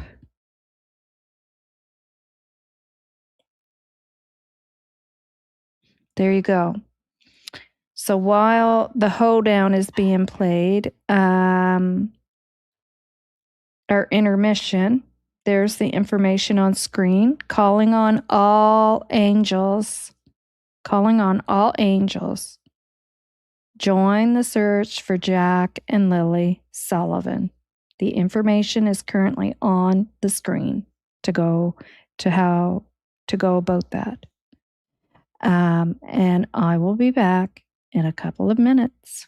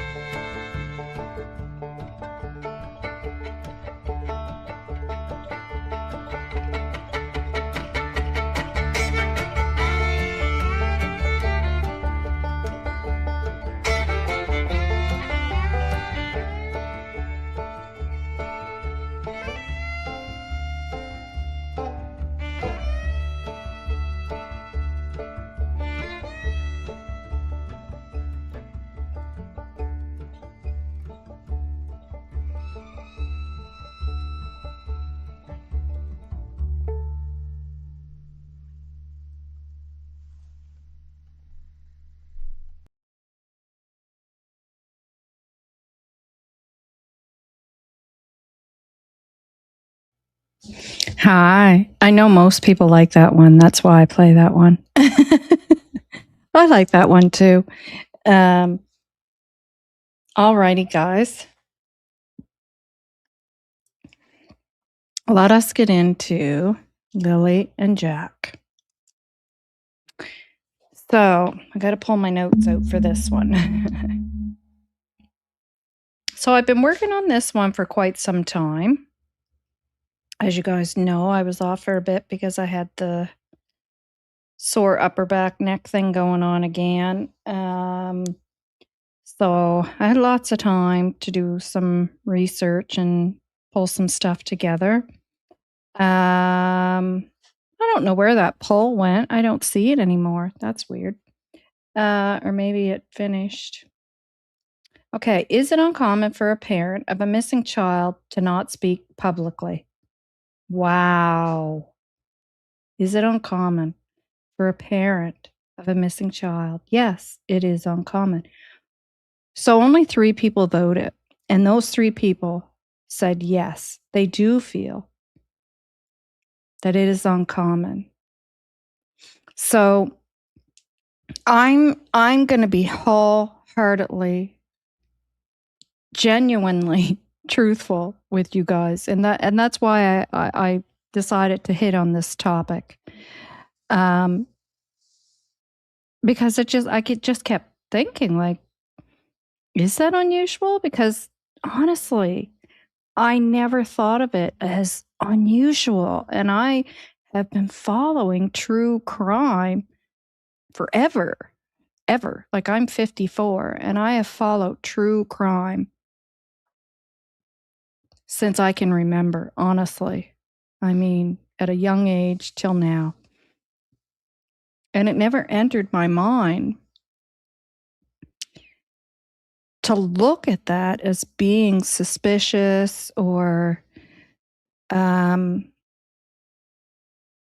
know, I never really thought anything of it. I know we're curious as human beings, like what are these parents thinking, this mom or dad? What are they thinking of this? Where do they think their kids could be? Outside of having some sympathy, of course, for some parents. But I never really. The only time, I have to be honest, that I did put more thought into it are the parents that come out and speak a lot. And so someone like Penny Boudreau, I want you guys to, any name that you know of a parent of a missing child who came out and spoke publicly, probably more than once, and they ended up being the ones who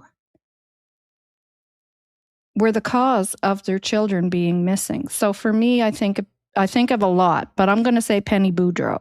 There's a lot more, but I want to see who you guys say, because you're probably going to say all the other names that I'm thinking of as well. There's a lot. So throw some names in the chat. Who can you think of?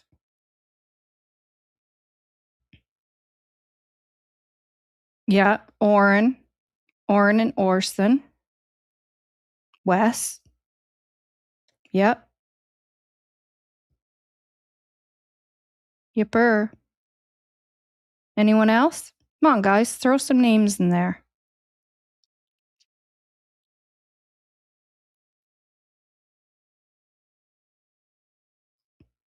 Yep. Well, we don't know yet about the Summer Wells, if her parents were found, guilty. I know people think that it's something to do with it. And hi, Chicken Whisper. Thank you so much for being here. But parents who we know. Hi, Truth Chaser. Zach Kellogg. No. Yeah, the Soto case. Her boyfriend. Yep. What's his name? Megan Boswell. Yep. There's one that just had her Letitia Stack, stepmother. She kept coming out. She just loved talking to the media. Did Lori ever talk to? I don't think Lori ever talked to media, did she? Or come out publicly and speak a lot? Leilani Simon, Gallows, Megan Boswell, Dex Clark. I don't know who that is. Susan. That's an old one. Susan Smith, who come out begging for her children back, and she was found guilty. Penny Boudreau was found guilty. Orrin and Olson West parents found guilty. The case there in the States, the little baby that just went missing, and the mother was saying that someone hit her over the head and she had the black eye. They wrote publicly guilty.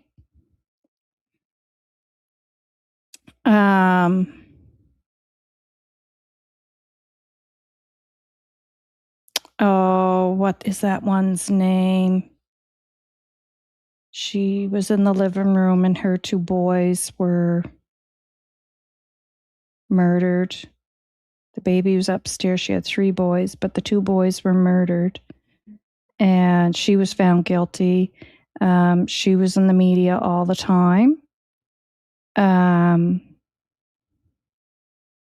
Yeah, exactly. Just the fact, so many. Yeah, she was found guilty. Diane Downs. Yes, Chicken Whisperer. I do remember her. Yes. Yeah, and she was found guilty, wasn't she? If it's the same one I'm thinking of. Their kids in the car, and she said that someone attacked them. And it was her. She was found guilty. She was on the media all the time, speaking publicly all the time. Yeah. And that was a while ago. What is that one's name? Remember she sprayed the silly string at the boy's funeral at the burial site. Her name's right on the tip of my tongue because that's an older one and I have a good memory for older stuff. What was her name? You guys know who I mean. It starts with a D. I know it starts with a D. Darlene. Yes, in Texas. Yes. And she was in the public all the time, talking. Yeah, Darlene. Yeah.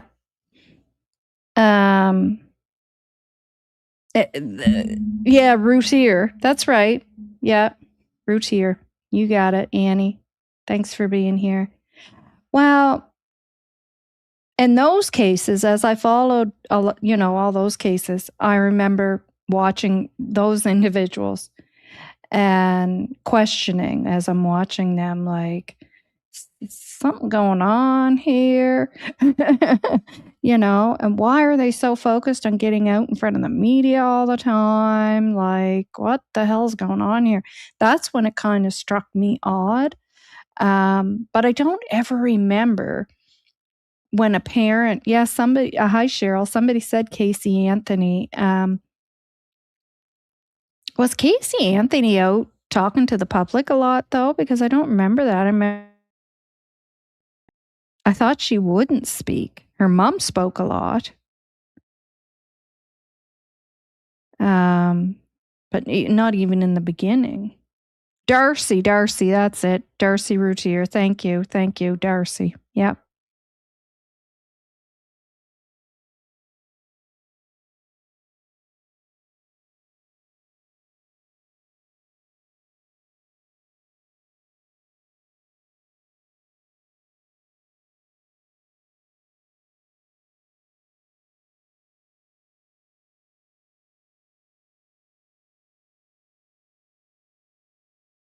Yeah, she kept changing her story. Definitely. Yeah. Casey Anthony did her talking at the bars. Yeah. And had things written on her body, right? Yeah. Yeah. So I for me, it was something I never questioned. Like when a parent wasn't speaking out. Like I never, honestly, like I'm being wholeheartedly honest. Like it never entered my mind like, oh, that's suspicious. I never thought of it that way as some type of, yeah, you know. Um, so I got curious and I started doing some research and does anyone remember Poly class? Oh my God, you guys, look at, okay. We're going to have to do the dance again. Rebecca Harrow, thank you. Yes, Rebecca Harrow. Yeah. Yep. Emmanuel Harrow. Yep, she was hurriedly in front of the camera there, wasn't she? Telling, oh, I was hit and black eye and bippity boppity boo. And not true. Not true. Ginger, thank you. 10 memberships. Thank you. And did somebody, sorry. Olive.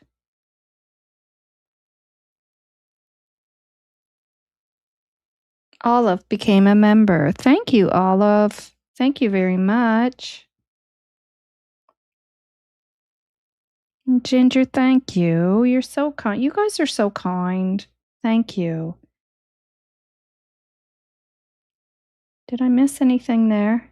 10 memberships. Olive. Okay, Olive's is showing now. It wasn't showing at first. Thank you so much. Very appreciated.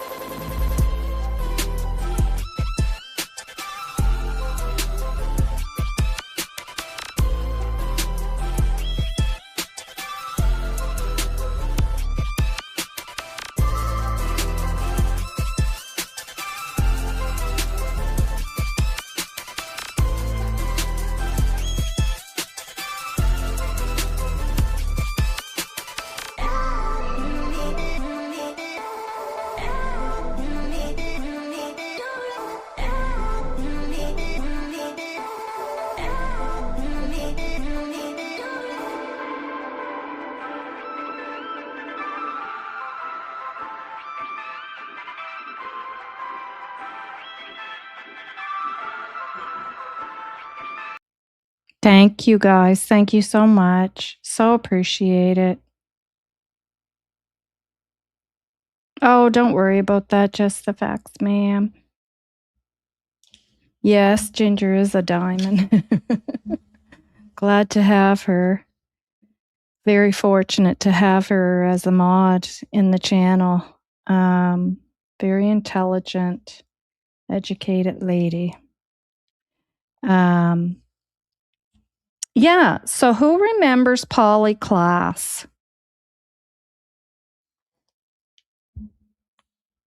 Anyone remember Poly class?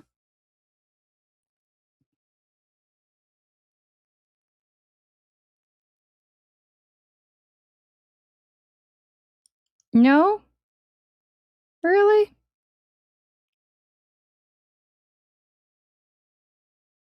Mm-hmm.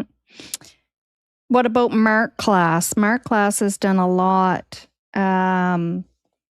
regarding, oh my gosh, Joyous, you don't remember Polly? I figured you would have known for sure. And Mark class, who has done a lot for children's rights, speaking up for children's rights against abuse. So the daughter was Polly was the daughter, and the parents were separated or divorced, mother remarried, and she was kidnapped from her home during a sleepover. And that was a big, like back in the day when that happened, that was a big, kind of like the Lilly&Jack case when everybody knew about it. It was a big case because of the fact that someone came into the home and abducted this little girl, hi Diesel Weasel, from her bedroom. So I'm going to share with you a letter from Polly's mother. So I tried to focus on cases where we know that the parents, in the end, had nothing to do with the abduction, right? Which was eventually ruled out, figured out. But in the meantime, I'm going to pull this up.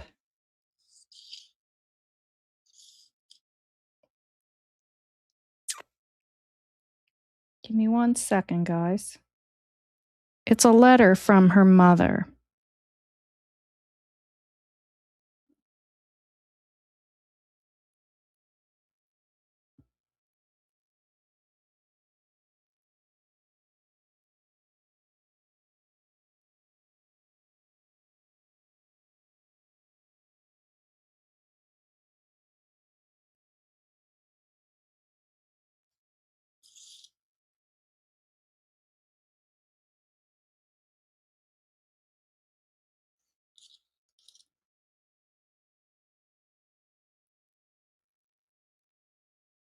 Just give me one.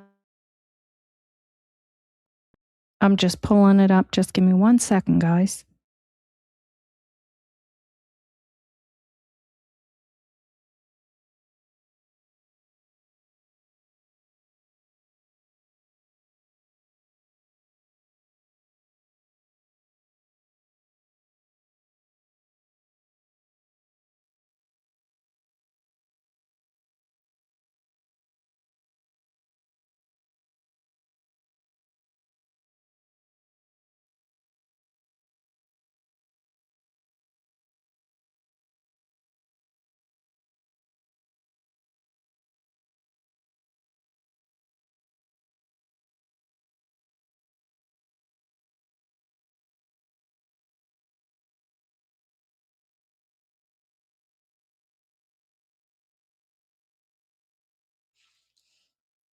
So this is a letter from Polly Klaas's mother. And this is after they found her body, and I believe it's after the killer was arrested. We'll know when I read it. And you're going to hear her actually apologize to people and explain why she did not speak publicly. And it just, to me, breaks my heart because I'm thinking, you know, here this poor mother is dealing with her daughter being abducted from the home, murdered, and other things. And she still feels the need to explain to the public why she didn't think of them. And I just think that's heartbreaking, you know? Okay, so I'm going to go over to that screen and read that. Now, after this, we're going to get into some videos and give my voice a rest.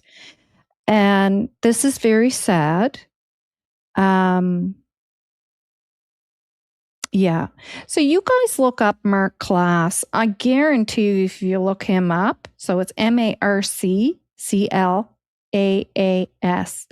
You're gonna go, oh yes, I know who that is, because you would have seen him on other channels. He's on Nancy Grace all the time. He's very, very, very involved with regards to missing children and the perps, and he's a very well known spokesperson. And you will. Yes, he is kind of like John Walsh, absolutely, and actually they've worked together, and absolutely, yes, yeah. Okay, so I'm going to be over at the other screen reading this, guys, and again, trigger warning because it is very sad.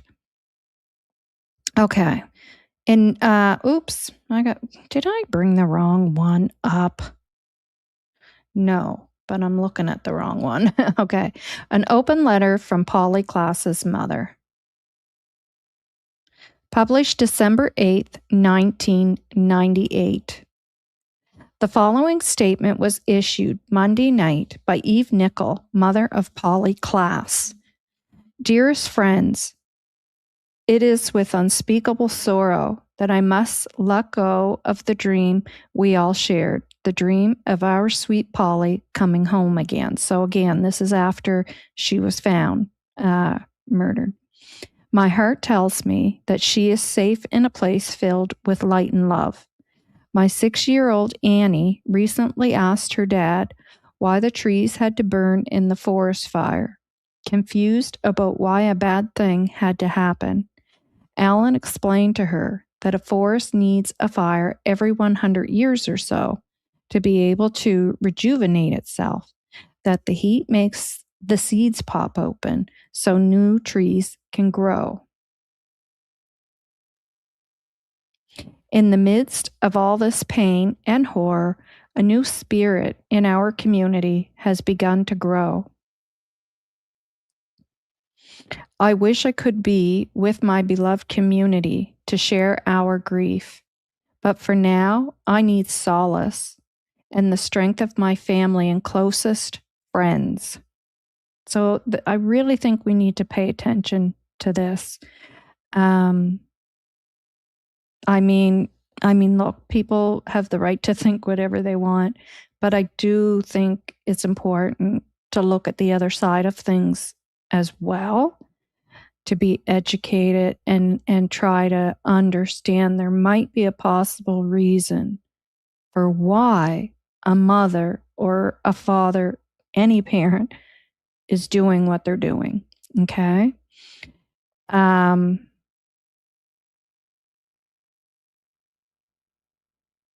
Okay, so I'm going to read that line again. I wish I could be with my loved community to share our grief. But for now, I need solace and strength with my family and closest friends. My heart is broken, so much life unlived, but your miraculous outpouring of love brings me comfort, and time will bring us peace. I have been preparing myself for the worst since the day I learned about Richard Allen Davis.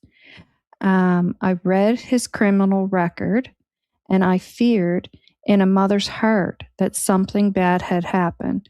This is why I have been in seclusion from the press, both because of my pain and because I couldn't imagine living with myself if anything I said would impair the investigation or prosecution of those responsible.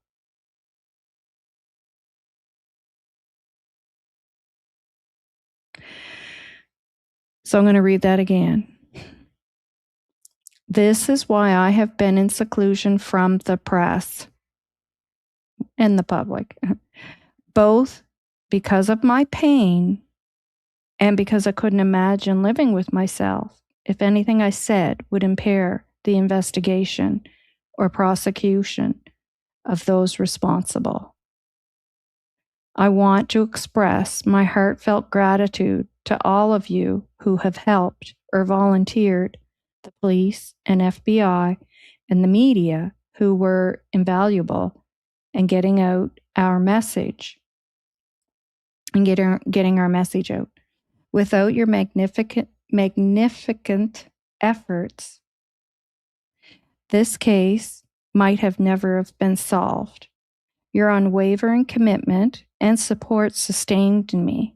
The agony would have been so much worse if we had felt alone or felt that law enforcement wasn't giving Polly's case top priority.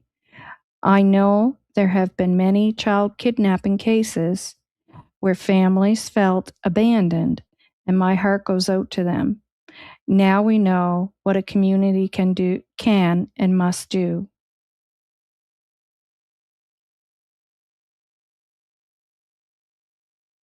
The Petaluma Police and FBI have been magnificent, and having complete faith in them has helped me to survive this. They have been open, honest, and accessible to me from the beginning, and I can never fully express my gratitude, both to them and their families who have seen very little of them. I know that their pain is almost as intense as ours because they have been living this search day and night for 9 weeks. Many of them have become dear friends. In the past weeks, I had given only one interview, and it was with John Walsh from America's Most Wanted, coincidentally. His son was kidnapped and brutally murdered, and one of the show's major focuses has been on kidnapped children. There are 4 main outcomes I now hope for. First, prosecute Davis so that he can never damage another family and community. Second, do something to stop the epidemic of child neglect and abuse. Davis, now this really, this amazed me. Second, I do something to stop the epidemic of child neglect and abuse.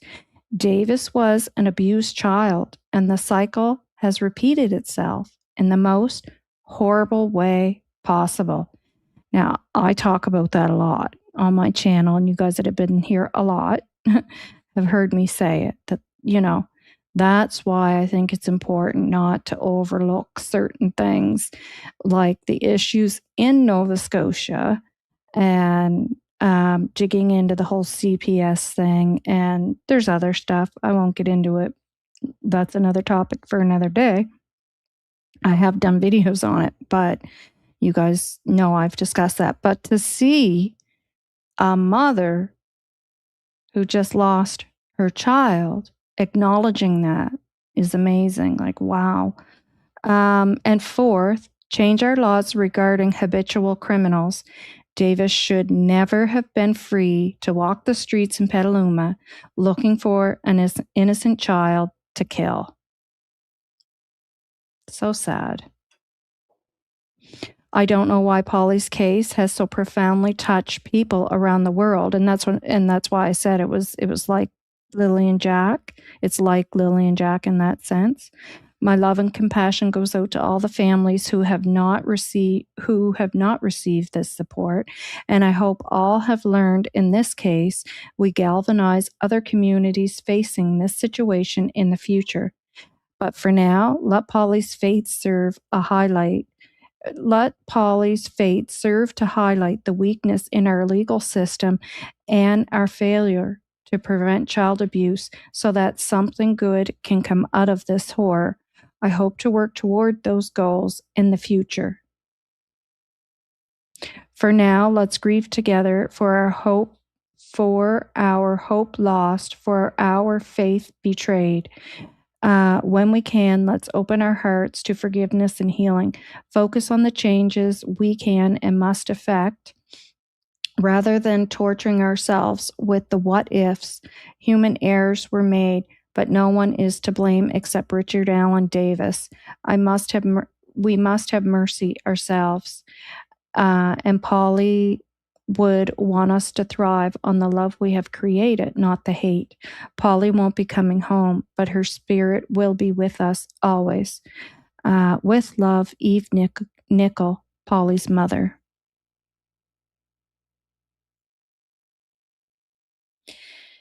Gaspé girl, hi. And I mean that to me is sad. And I don't know if you guys noticed, but there are certain things. Yeah, I figured Joyous you. I figured. Now I don't know if you guys noticed, but there are certain things that she said in there that are the language is so similar to the letter that Malaya wrote. If you guys remember that Malaya wrote to please bring me home, there's very similar language in there.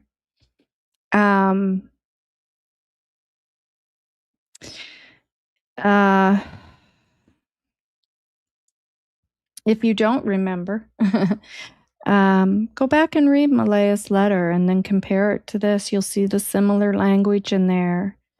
It's interesting. This actually surprised me when I started to dig into it and go, okay, well, is this so that it's unusual that a parent doesn't come out? So I'm going to show you a few other things here.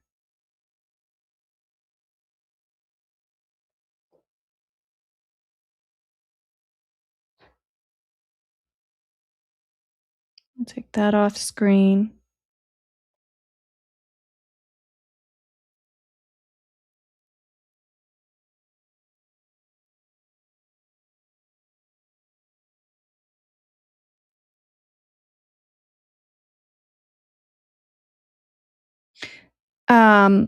So we know Malaya did come out and speak once.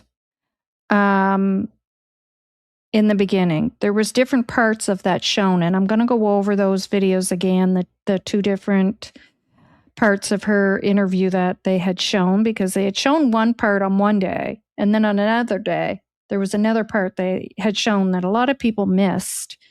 And there's one part that is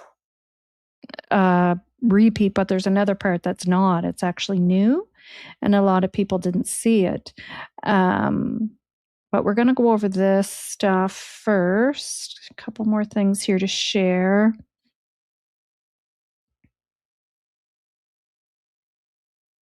Oh, bigger. Now, the case that I just read with Polyclass, that was in the States. Now, this one that I'm going to discuss was in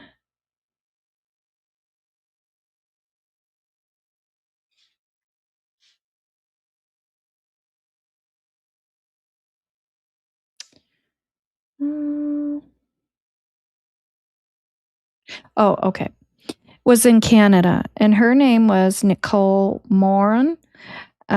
She went missing in 1985 in BC. So 3 days after Nicole disappeared, her mother, Jeanette Moran, accompanied again by relatives, so it's not unusual for a parent to be surrounded by family and friends, addressed the media to ask for help in finding her daughter, who had gone missing after leaving her 20th floor apartment to meet a friend to go swimming. Now, that was her one and only initial plea. They replayed it every year on the anniversary. Her mother passed away in 2007, and then they continued to play it. The struggle, Jeanette and her husband were heavily involved in the search, often clashing with authorities over the initial delay and taking the case seriously. Jeanette carried the weight of that initial delay and the unresolved nature of the case until her death in 2007, never finding out what happened to her daughter. But that was one media interview she had done.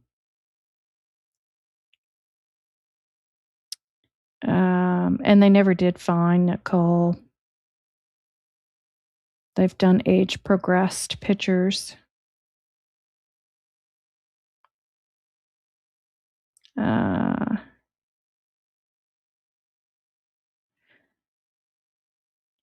Yeah, evidence decades later as the case remained one of Ontario's most notorious. Oh, sorry, happened in Ontario. My apologies. It's the next one that was in BC. Most notorious unsolved cold case. Police have renewed pleas, often highlighting the mother's initial desperation. So they just replayed that initial interview that she had did to mark anniversaries every year, including the 40th. In July of 2025.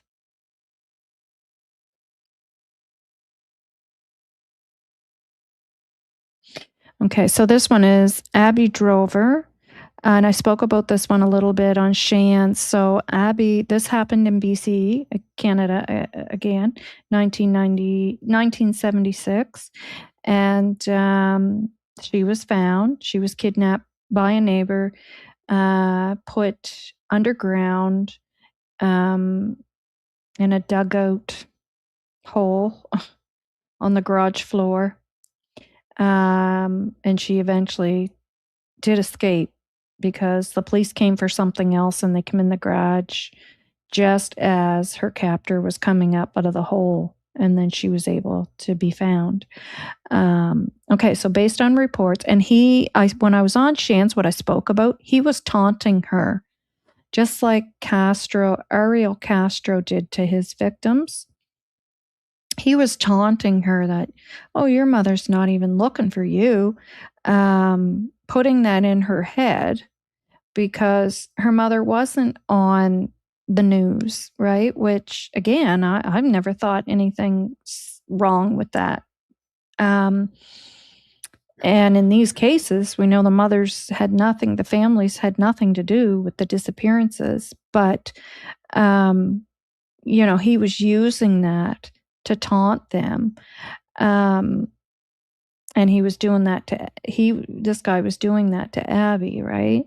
And yeah, it's just terrible. Okay, so 12-year-old Abby Drover in Port Moody, BC, her mother and family were sick with worry.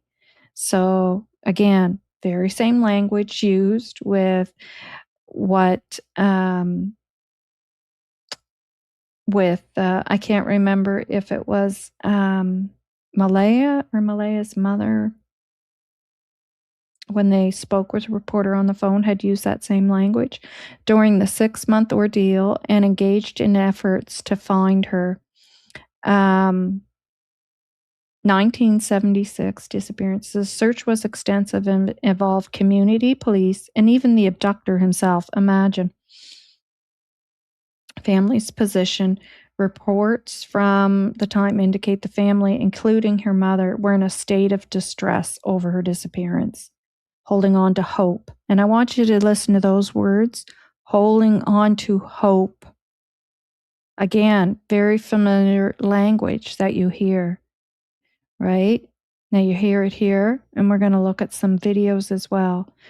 Holding on to hope for her safe return. But again, she did not do those. My understanding, not only did she not do continuous public media, in today's world, whatever else is public, YouTube and Facebook, but she did not do any, but she had nothing to do with the loss of, or the kidnapping of her daughter. Her daughter, like I said, was found and was abducted. Very important for us to keep in mind. And like I said, as I was researching this and reading these and listening to these, and I'm hearing the same language over and over and over, and it's the same language that we're hearing from Malaya. And then some people talk about, her Malaya's odd behavior. Well, we're going to look at another case where we know the parents had absolutely nothing to do with the abduction of the child. And I want you to watch the behavior of the mother in the interview, who, by the way, this at this time was her only one her only appearance at the time. Now, later on, her and her husband became spokespeople, John Walsh and his wife. Yeah, so I'm going to bring that interview up now. So I just thought that was interesting information because I wondered, why am I not having those thoughts that this is unusual? Like, did I, after all this time following true crime and following these cases and missing cases, a lot of missing cases, like, did I miss the ball on that one? Like, somewhere along the lines? Like, so I had to go back and look at these cases. And I'm like, well, no, my conclusion is the same at the end of the day after doing my homework that, oh, you're welcome, Gina. Thanks. You're welcome. At the end of the day, my conclusion is the same, that no, I'm sticking with my thoughts that it's not that unusual. It's not unusual at all. And in fact, when my red flags, like I said, typically go up when I see that parent out there all the time. Like, my flags start to go up. And I'm going, okay, what's going on here? Not to say that's so all the time, but for me, that's more of a flag than the parent not being out there. And again, these are cases where we know 100% parents had nothing to do with anything. Okay, so now we're going to look at a fourth one. So this would be John Walsh and his wife. So just give me 1 second to pull that up, guys. I have to pull YouTube up.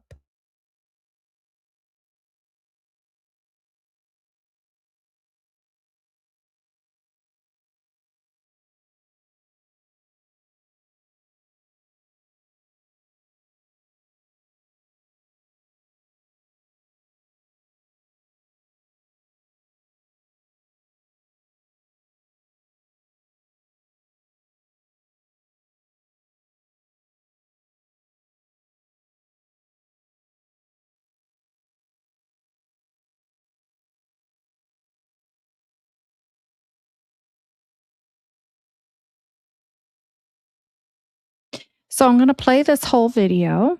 It's only 3.5 minutes long, I think. Keep in mind, both parents are innocent. We all know that. Everybody knows this case. If you don't know this case, look it up. We all know who John Walsh is. We haven't heard a lot about his wife. Her name is, I think I said Eve, and it's not Eve. It's Reve. So I'll just play the whole thing, but I really want you to pay close attention to the mother. And let's say, if we had no idea what the ending of this story is. So there's been an individual convicted of this. They know who did it. They know what he did to their son. Everybody knows the story. We know these parents had nothing to do with it. But if you did not know that, watch Reve. Watch Reve.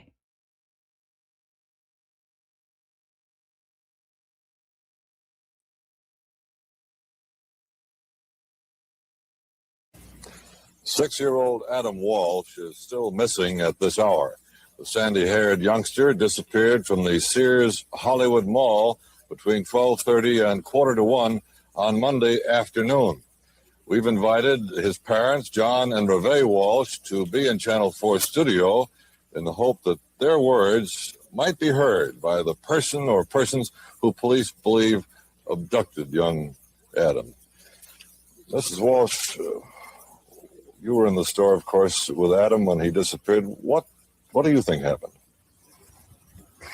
I think that someone could have overheard me tell him where I was going and talked him into meeting me there, or he could have been chased out of the store by a scuffle that happened during the same amount of time, and from there he was just scared and didn't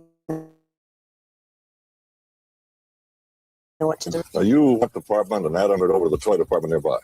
Well, we have to pass the toy department to get to the lamp department, so.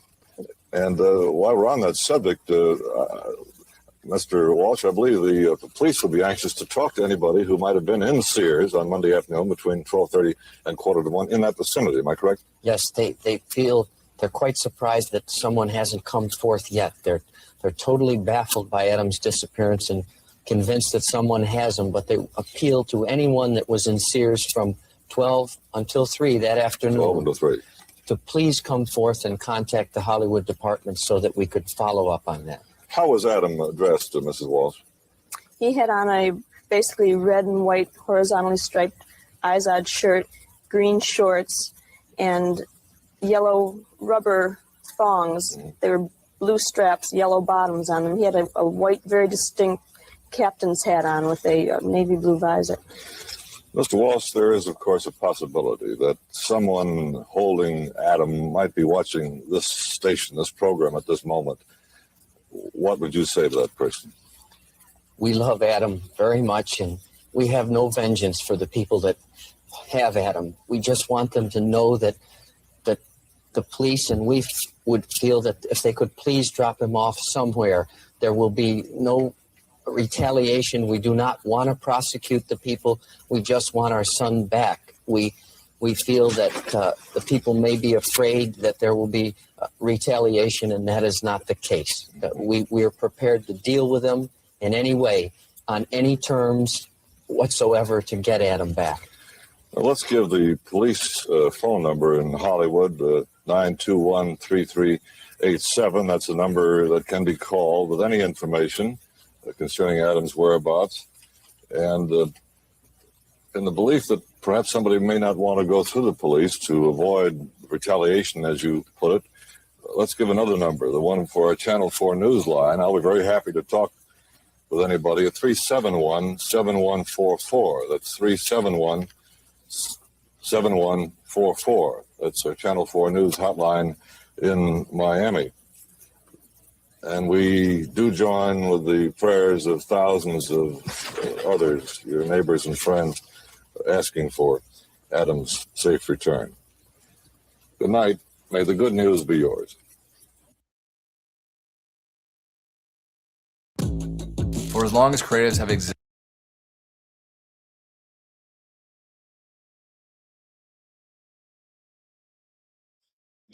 It is very sad, isn't it? And yeah, they did. They found him. Well, they didn't find him. They know where he was placed, and they know, who did it, and he was charged, and he's in prison for it. Well, I don't know if he's still alive, but did you notice Reve? There at one point she's kind of smirking and like a tiny chuckle. Yeah, you have to pass the lamps to get to the wherever, and she's primping her clothes, and we know what happened. So looking at that, we're not gonna think of anything unusual, in what she's doing, because we know what happened. But if nobody knew what happened and you were to look at that, boy, would people pick that apart. Like, well, why is she smirking when she's talking about the lamps and talking like that? Why is she so concerned about her clothes and primping herself? Her son's missing. Yeah, you see? Yeah, sure it was, because she's probably going right out of her ever-loving mind, honestly, Like, we don't know what is going through her head. Just 1 second, guys. I got a message there from Ms. Daphne.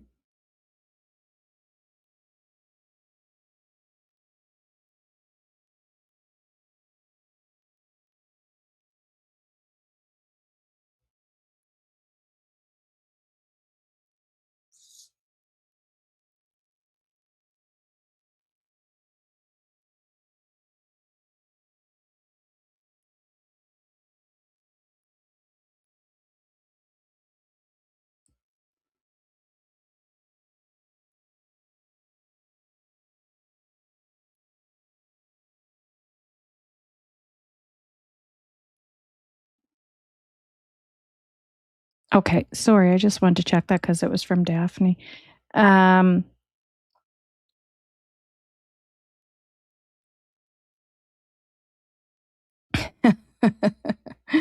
Your fingers are not working, yeah. Yeah. Yeah, they sure do. Yeah, she did, though, have a very detailed description of his clothes. Yes. Yeah, she did. Yeah. Yeah. But again, I mean, everybody's thinking is different, and I'm not, everybody can have their own thoughts. Like, my thoughts is when your kids get up in the morning, you don't know if they did throw some, take those clothes up, what if they put other clothes on, and you're in the whole hustle and bustle of concerned about trying to figure out where they are. And then that may take a little bit of time to go back and look and figure it out and go, okay, I think this might be what they have on. And that's how where my brain goes. And not saying that's so, I don't know, right? Because I keep saying at the end of the day, none of us know what happened. Yeah, we are all humans with different life experiences, exactly, and this can determine how we behave in a crisis. I 100% agree, and that makes me think of Belinda, who probably has a more of a realistic outlook because of her life of experiences. She's dealt with a lot of horrific death. If you didn't see that on Ninchies, catch it on Ninchies. She does a video about it, and you can see why Belinda would be more realistic in her thinking, right? Than the mother, right, of Lily and Jack, Malaya. You can definitely, for sure. Yeah. Okay. So again, speaking of, certain language, yes. Yeah, she's endured quite a bit, with loss. And of course, I mean, when we're talking about a fisherman, her husband, who's lost out at sea, and you're holding on to that hope, I can't imagine for how long, to the very bitter end, until, you have to confront reality. So, and then her brother and niece as well out to sea. So, having gone through that, and then having now this, I can see where your thoughts would be more realistic to the fact that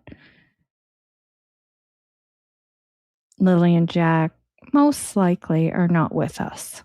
I can see that for sure.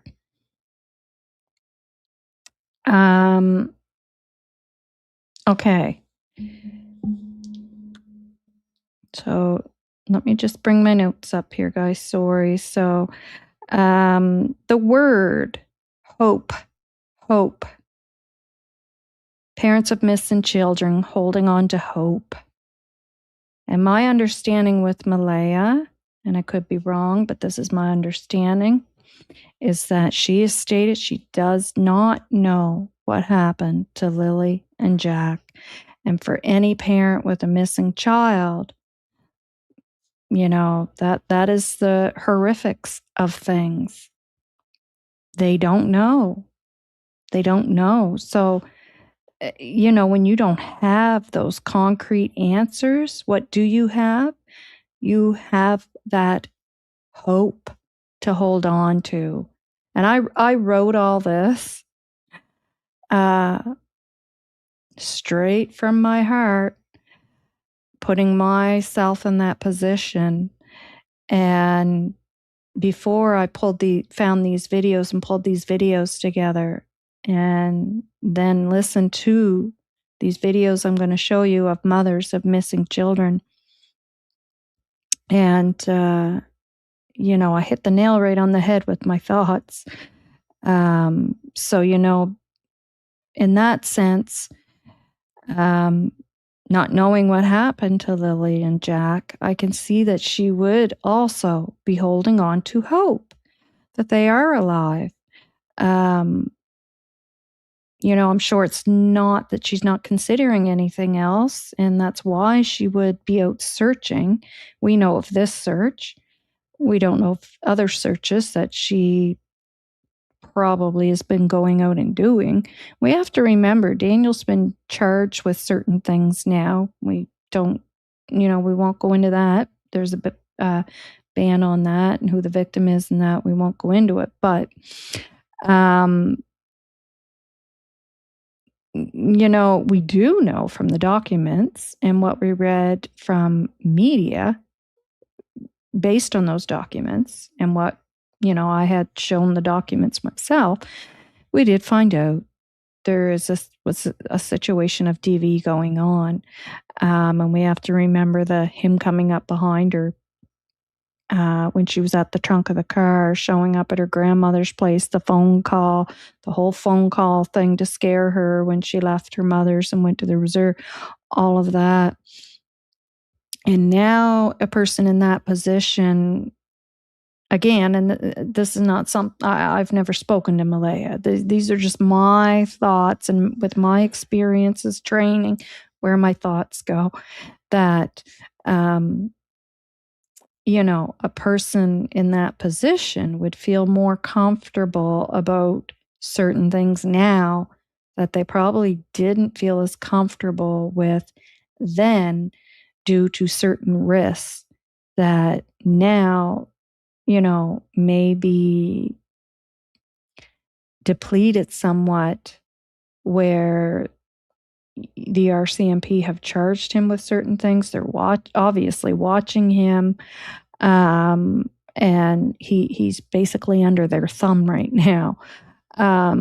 So that may change her mindset in certain things. So I'm just throwing that out there.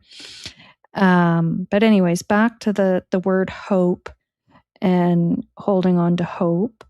And, I'm sure that doesn't mean she's not considering other things. I'm sure it's harder to think of possibly other things, more so than it would be for like we said, someone who's had the life experiences like Belinda, who can be a little more realistic to things. So having said that, is it strange to think a mother would also be out searching and also holding on to hope that her children might still somehow come back to her? For me, it's not hard to believe that. When you as a parent do not have concrete answers, of course, you're going to hold on to hope while also facing possible realities of the situation. But hope would probably come first. It'd probably be very difficult to face the harsh realities of other things, So let's get into that. And I have, again, pulled some videos together of parents speaking. Seaman, you're welcome. You're welcome. It's quite an update, eh? Quite an update. And hello to everyone coming in. Leanne, Seaman, hello. Anyone who's come in that I missed, hello.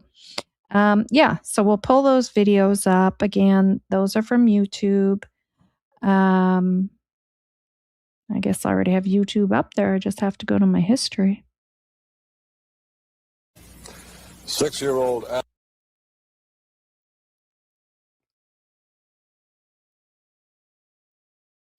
So this one, 4 mothers, 4 missing children, grief, heartache, and an urgent call for change. So you're going to hear a lot of the same language in these videos and that word hope. Now, this one's only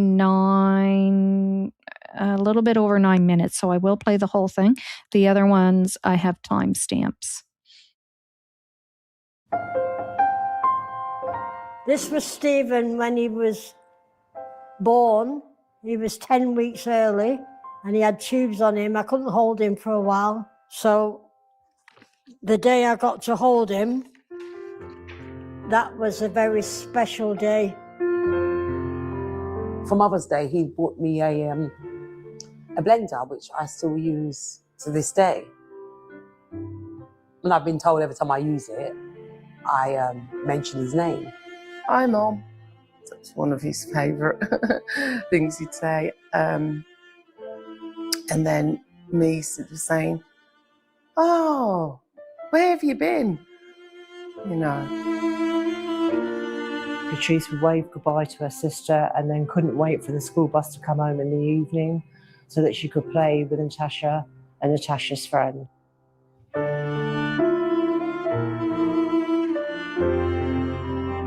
My name is Julie Davis and I'm mother to Levi Davis. I'm Marissa Tivey. I'm the mother of Alexander Slowly.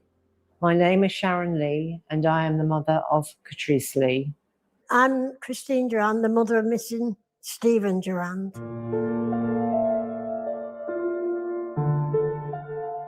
I'd sent him a text message asking him if he'd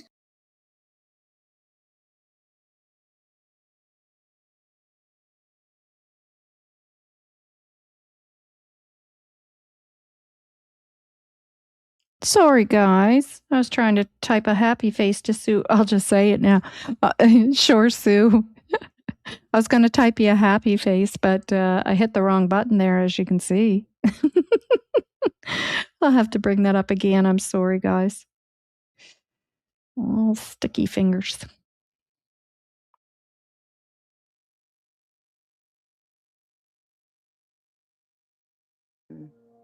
but there wasn't any reply.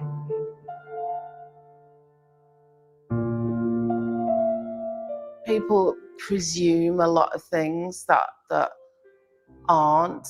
So, for example, with Levi, was involved in a gang, I think it was, and that wasn't the case.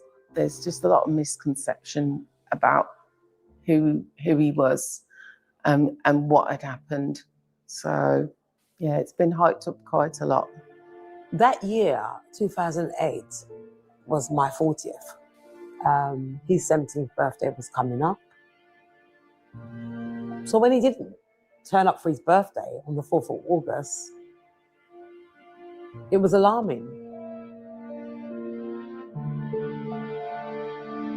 Since Alex has disappeared, you know, I look at other people, friends with their sons, and it just makes you wonder about yours. And that's when you feel that void where you had a son, you no longer have a son. So the whole motherhood, it's like a jigsaw where that piece is missing and you're looking at it every day and the picture's not complete. That's how my life feels. My picture's not completed. The last conversation I had with Stephen was on the morning he went missing. He was at my daughter's in Chorley, and he'd been out, and he stayed at my daughter's, and he said he was going home. And that's the last time I spoke, because he didn't go home.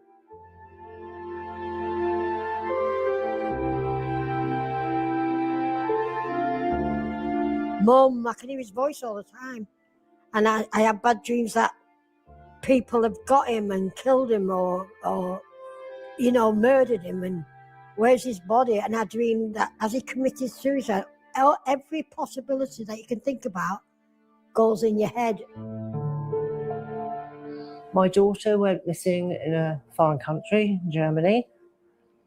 My husband was stationed there as a member of the British forces, and it was like the military police and the German police were playing ping pong with my daughter. The German police were saying, she's not one of ours, she's yours.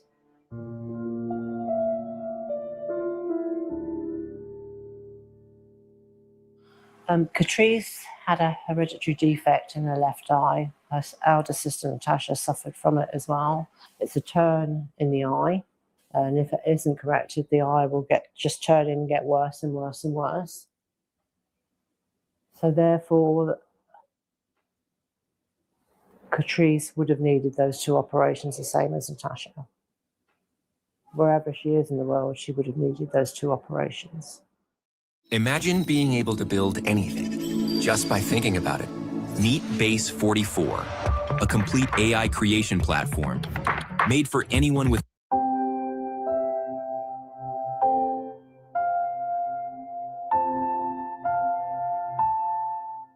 Is he alive? Is he dead? Torture. It's probably the easiest way to describe it.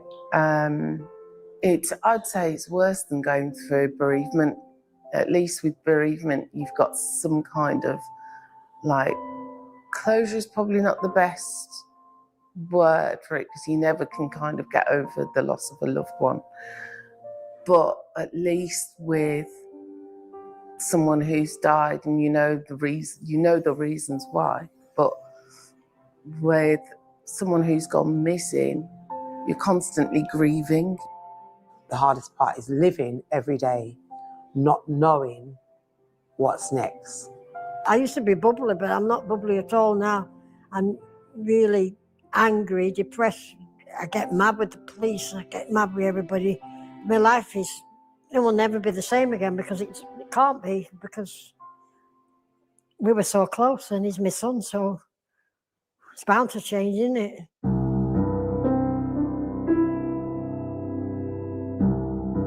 I've always thought that as a mother of a missing child, I have membership to a very select club. It's one that I didn't ask for, and one I certainly don't want. But anybody can become a member of that club. You don't ask to be in it. And no matter how old a person is when they go missing, whether they're a small child, a young adult, or an adult, at the end of the day, they are always someone's child.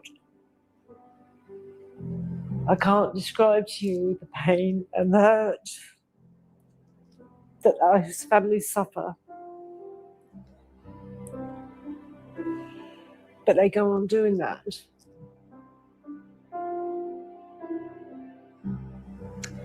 Until they finally have their answer. What I'd like to say to anyone who's going through this experience is stay strong, don't give up. Because they do find people after years and years, so there is some hope. 43 years on, I still haven't given up hope. And you shouldn't either.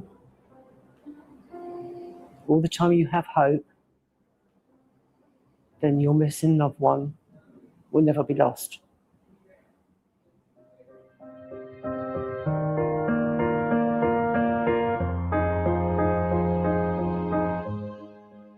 First of all, son, we love you, miss you dearly, and we are here. Please don't worry, because whatever problem or issue there is, we're here to help. And we look forward to having you home soon. We all love you and miss you so much, and we want you back. And if anybody's out there that's got hold of Stephen, let him go. Please let him come back. He needs his mum and his sisters and his family. We've loved and missed you for 43 years, Catrice. And we've never given up hope of finding you. All we want is for you to come home. I miss you every day, and I never thought that this would happen, and I'm so sorry. I just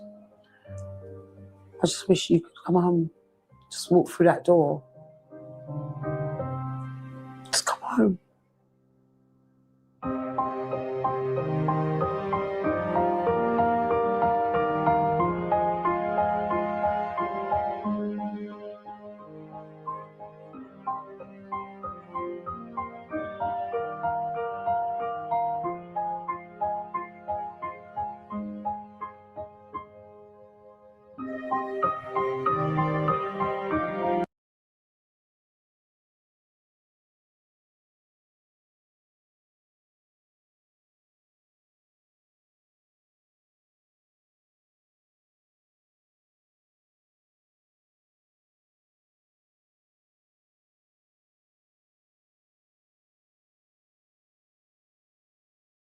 "43 years on, I still haven't given up hope, and you shouldn't either. All the time you have hope,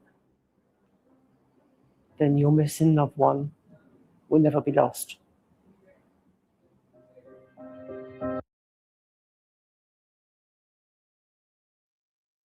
I wanted to play that part again. And like I said, the notes that I was reading there, I wrote those out of my own thoughts, putting myself in the situation of someone like Malaya or any parent.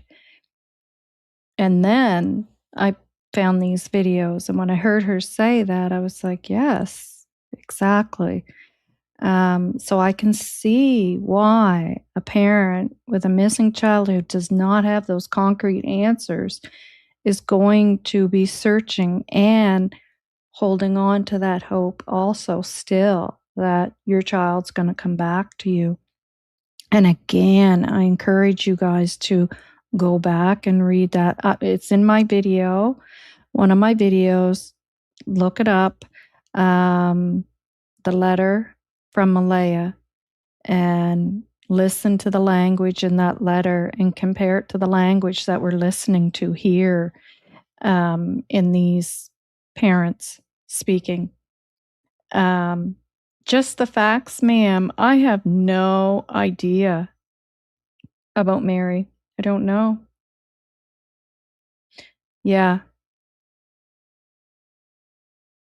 Yeah. There's no such thing as closure ever. Not that there even is in the end, you know, if the answers are bad, but, you know, when that child is still missing.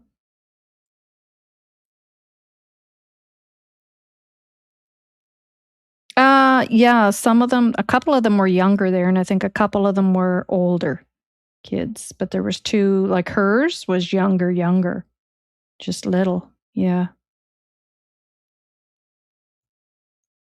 Um, and I apologize, after we played Reve and John there, I meant to put Malaya's videos up there again of her. So comparing Reve in that video that you guys saw, and you know, her primping herself and smiling, almost kind of cracked a bit of a joke there with the reporter about you have to pass the lamps to get to the arcade or whatever. Let us now. We'll go back to these videos. There's a couple more there I have. But let's take a look at Malaya's interviews again and look at her language. And keep in mind, the language.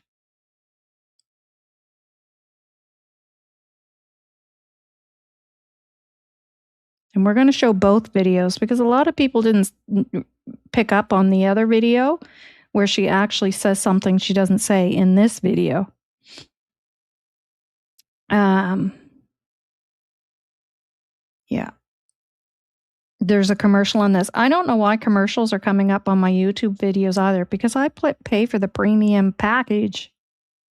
There should be no videos coming up on that. But on the news one, I can't help that.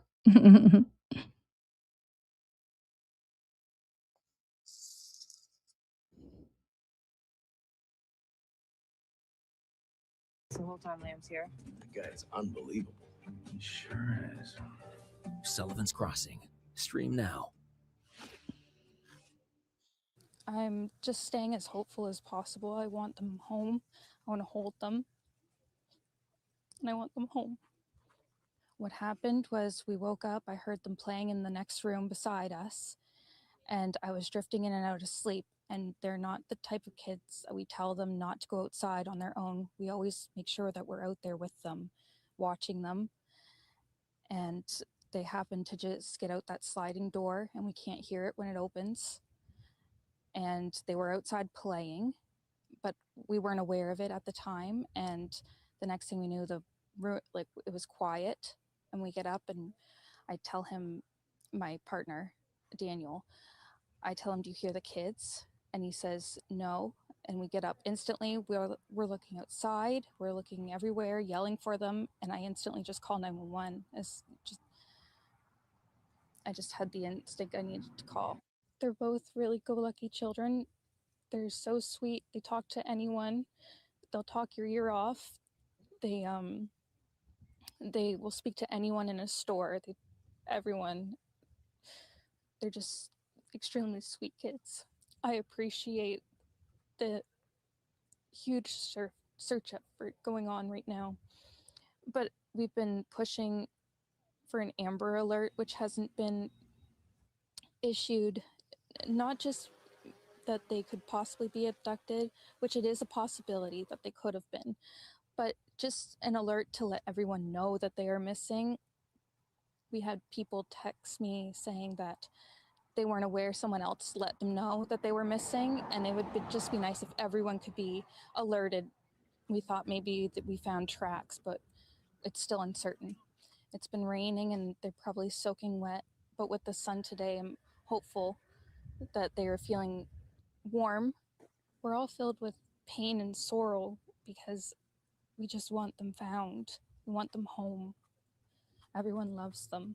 They are definitely verbal, and they do have possible autism, but it's not extreme autism. It's just they have issues with school, and they don't catch up with the other kids. I just want to remain hopeful. But there's always, in a mother's mind, you're always thinking the worst. Last night was one of the worst nights because I didn't have them in their beds. And I don't want to go through that another night without them.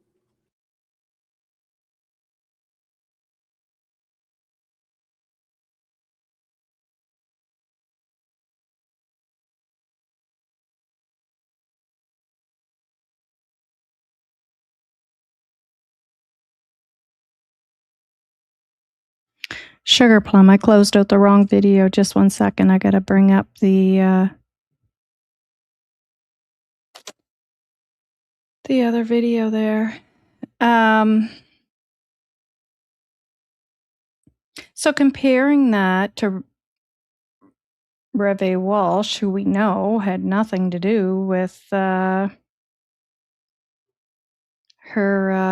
son's disappearance, you know, imagine if Malaya had a cracked a smirk there and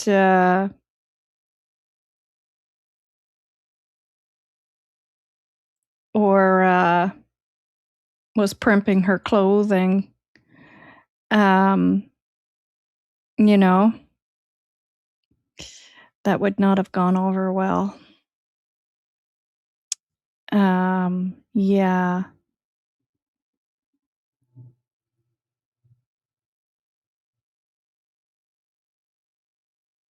Six-year-old Lily and four-year-old Jack Sullivan loved playing on the slide in their backyard.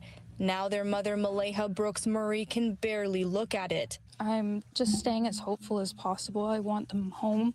I want to hold them. And I want them home. It's been 4 days since police believe Lily and Jack wandered away from their home. Today, more than 120 people are searching on foot, by drone.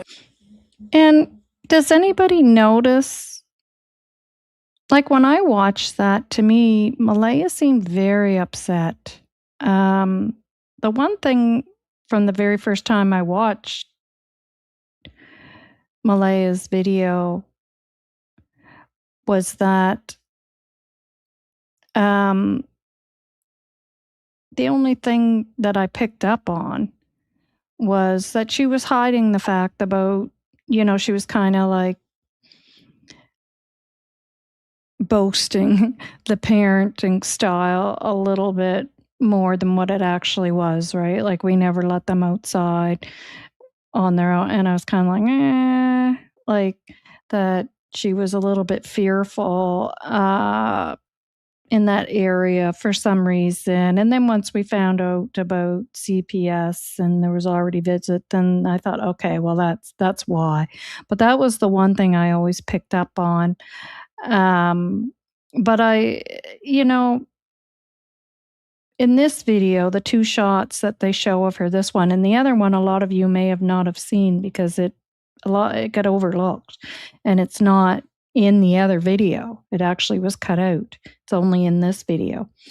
But to me, she seems very upset. I'm just staying as hopeful as possible. I want them home. I want to hold them. And there's that hope again. And I want them home.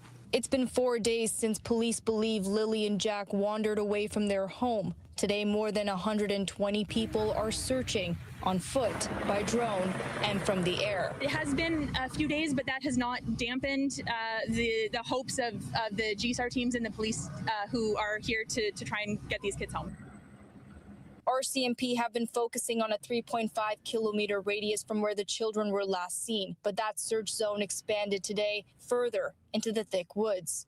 There's teams and units from the RCMP who have a variety of different tasks to be completed. So there's work being done across all sorts of areas in order to collect the information needed to locate them. RCMP says the weather has complicated the search, making visibility and terrain more difficult to navigate. They're tying ribbons like the ones you see behind me in the areas they've searched already, and they've added another helicopter to scan the area from above. I just want to remain hopeful. But there's always, in a mother's mind, you're always thinking the worst. All of it is a shock to the community. It's not something that happens very often, and you're just hoping and praying they find them as soon as.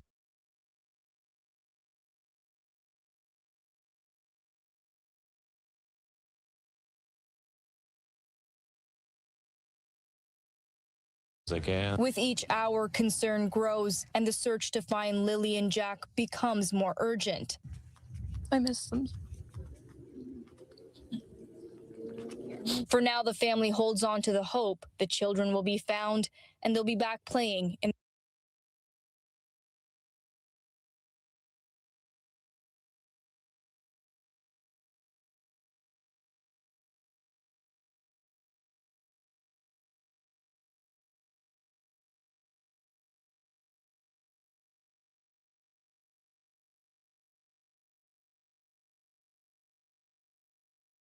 becomes more urgent.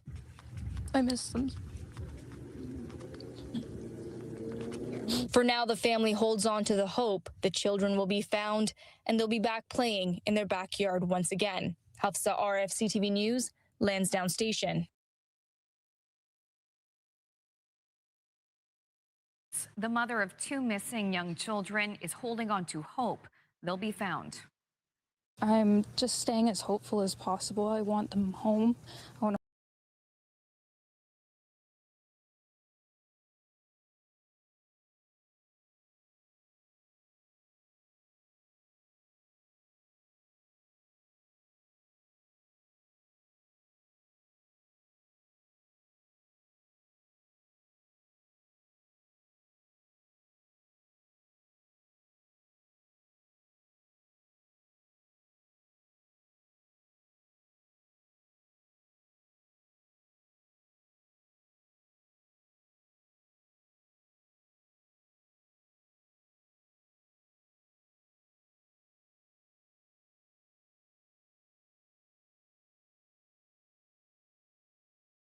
Sorry, guys, I didn't realize I was muted.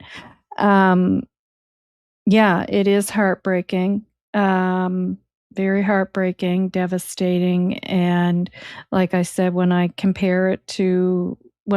look at that and I compare it to Reve, who we know did nothing wrong, and I'm not putting her down or anything, because as far as I'm concerned, she, in that video, was in shock. She was very detached in that video. Reve. She was detached. I mean, when you're smirking and kind of cracking a joke and primping your clothes and like, I mean, my heart breaks for her and her, the way she demonstrated herself in that video and the way Malay is demonstrating herself in this video, both of them, my heart breaks. Because they're both suffering the same thing, but showing it in a different way. Yeah. So let's go back to the other videos here again and listen to the language of these parents discussing their missing children. And then we'll be done, guys. And I have timestamps for these. Just going to check my phone to where the timestamps are.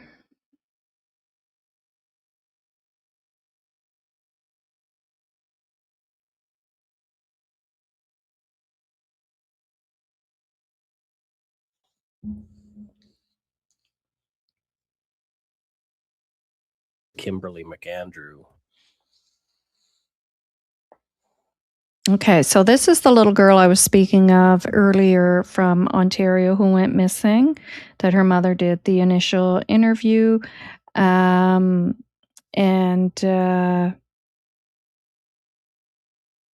then they replayed that every anniversary. Again, she was not constantly speaking out to the public, publicly.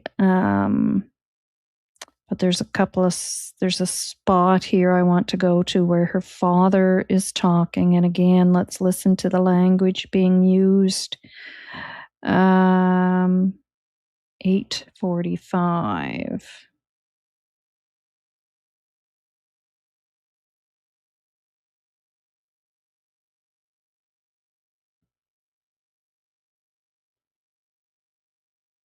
Calling the police at about 3:30. Almost immediately, police set up some roadblocks to contain the area. But 4.5 hours had passed since Nicole had left the apartment when Jeanette discovered she was missing. Oh, God. She could have been anywhere by then, including Buffalo, New York, only an hour and 33 minutes away by car, or even Detroit, just 360 kilometers away. Yeah, I'm getting anxiety and panic just hearing about this stuff. I was a little concerned about doing this one with you. It needs to be told. It's the same age as Olivia, so. Yeah, I don't think she would ever go with anybody. I had her watching some true crime the other day specifically to read. No idea that her daughter had still not shown up and assumed that she had just arrived in the lobby. At 11:15 a.m., the intercom buzzed again. It was Jennifer. She was asking for Nicole as she had not showed up for their play date and she was feeling impatient. Jeanette was not very concerned at first. She had assumed the playful Nicole was just having fun riding the elevators, or maybe she'd taken the stairs. Yeah. Jennifer waited another half hour. Nicole had still not arrived, so she was tired of waiting and decided to go swimming by herself and just left. Okay. So 45 minutes have gone by. Yeah. Jeanette Moran had no idea that her daughter had still not shown. This guy was still laying low somewhere in Toronto. Mm-hmm. He could be responsible for Nicole's disappearance 2 years later. Yeah. Dennis Melvin Howe is still on the run and on the RCMP's most wanted list. He would be in his late 70s today. And here's an interesting development in that particular individual. In 2008, a man calling himself Van Ringo and Van Giringo on other sites posted twice on an unsolvedcanada.ca thread about Howe. His post began with the words, "Sharon Morningstar Keenan, please remember that name." This man claimed he had employed Dennis Melvin Howe, a man he knew as Tommy Ross, in Boise, Idaho in 1998. The poster claimed he'd been watching America's Most Wanted that same year and called the number on the screen to turn Tommy in. Okay, so I guess I got the timestamp wrong on that one. Sorry, folks. We'll move on to the next one. Just the Facts Ma'am says, I'm overdoing it today. I am, but you know what?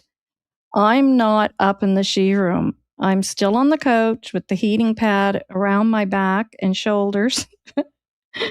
And it's like a lazy boy, and it has the lazy boy coach on either side. And then when we had our little break there, I got up and stretched. Yeah, so that's why I'm able to tolerate this today. Otherwise, I would not be able to.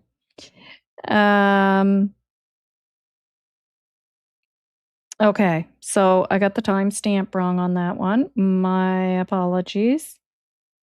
Yeah, Magdalena. Agreed. Yeah.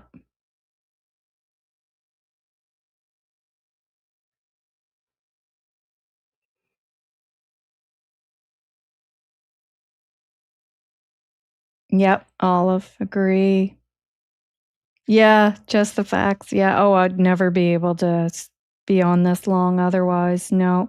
And I'm almost considering just doing my lives down here from now on in this way. All right. So let's move on to the other one because somehow I got the timestamp wrong on this.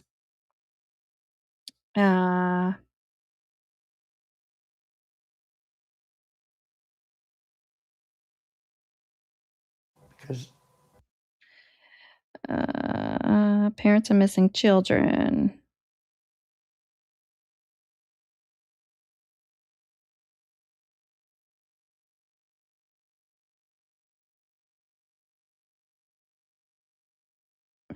Hopefully I get it right on this one. Maybe it's because I was looking at it on my tablet and I was time stamping it from there. Maybe they're all wrong.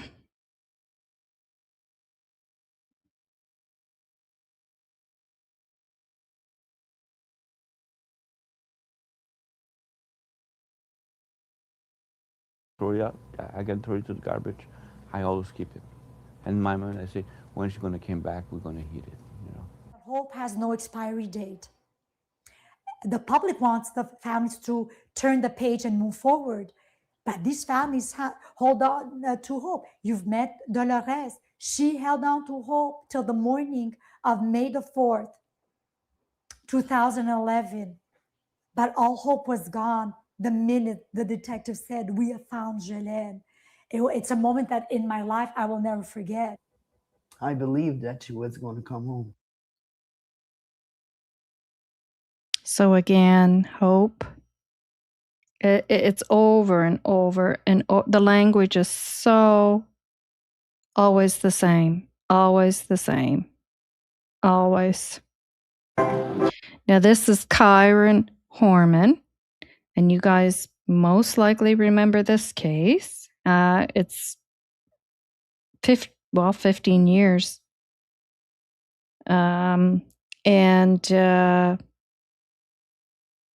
Yeah, so there's a couple of parts in here as well. So they suspect that his stepmother, I was going to say mother-in-law, had something to do with his disappearance. And she supposedly dropped him off at school and he was never to be seen again. But lots of suspicious stuff there.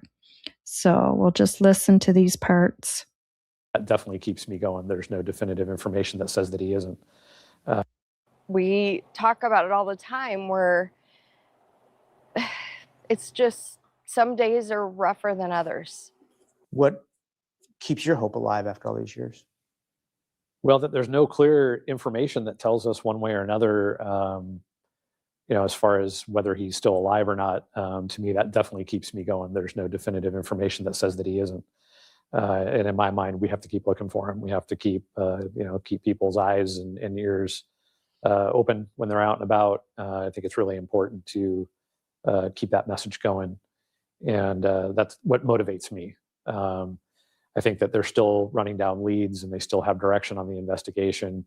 That they're still looking is also very, I think, a positive thing and very motivating as well. So I think without having more information that says that something is one way or another, and the fact that they haven't found him yet, I mean, I'm definitely motivated on all fronts because of all that. What do you think happened to Kyron? I mean, I feel like he was taken that day.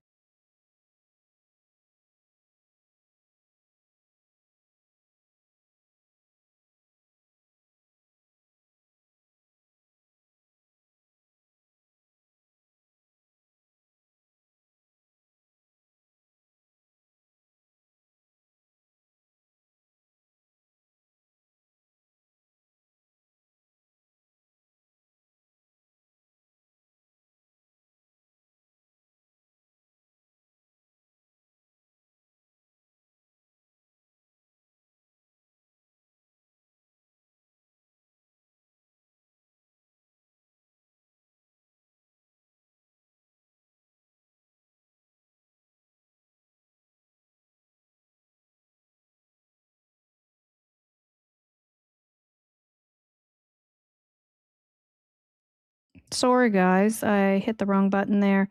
But that part was finished. I meant to stop it and go to the next part. And I accidentally took myself off screen. They're not holding hands, but walking next to each other, going the same direction. What is the message now? I think it's the same. I think it's don't lose hope, don't give up. How many stories have we seen kids coming home 20 years later? Obviously, this is not a sprint, it's been a marathon, and I think it's going to continue to be, and hopefully it's resolved tomorrow. But until it is, we have to stay vigilant. We got to keep doing what we've been doing and say, don't give up and keep grinding. I can't think of another way. What does closure look like for you? Bringing them home. Bringing them home. And I don't know what...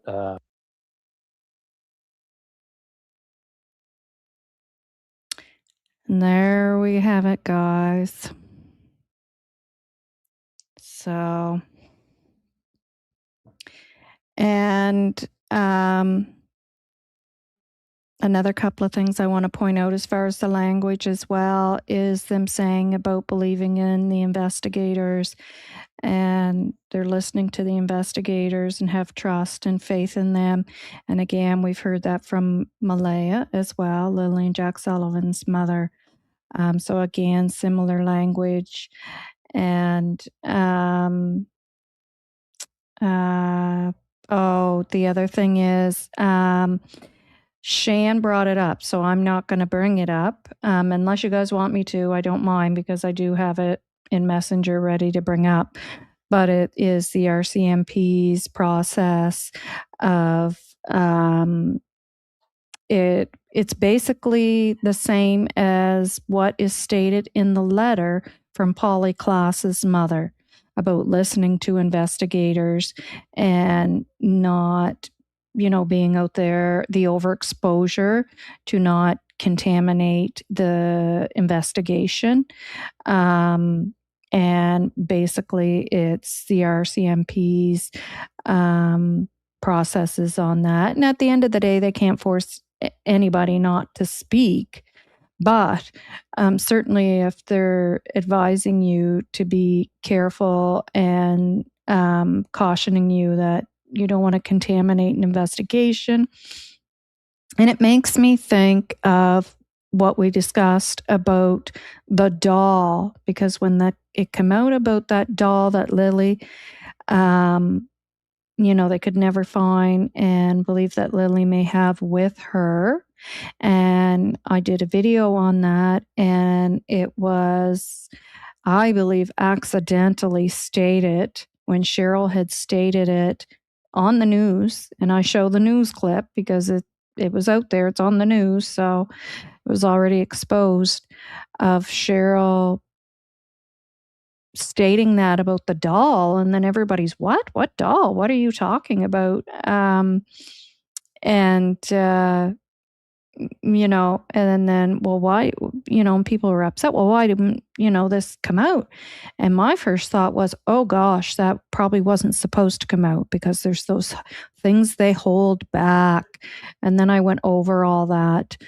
And so that's why the RCMP has that process of not wanting that overexposure and the investigation contaminated and things accidentally getting put out there.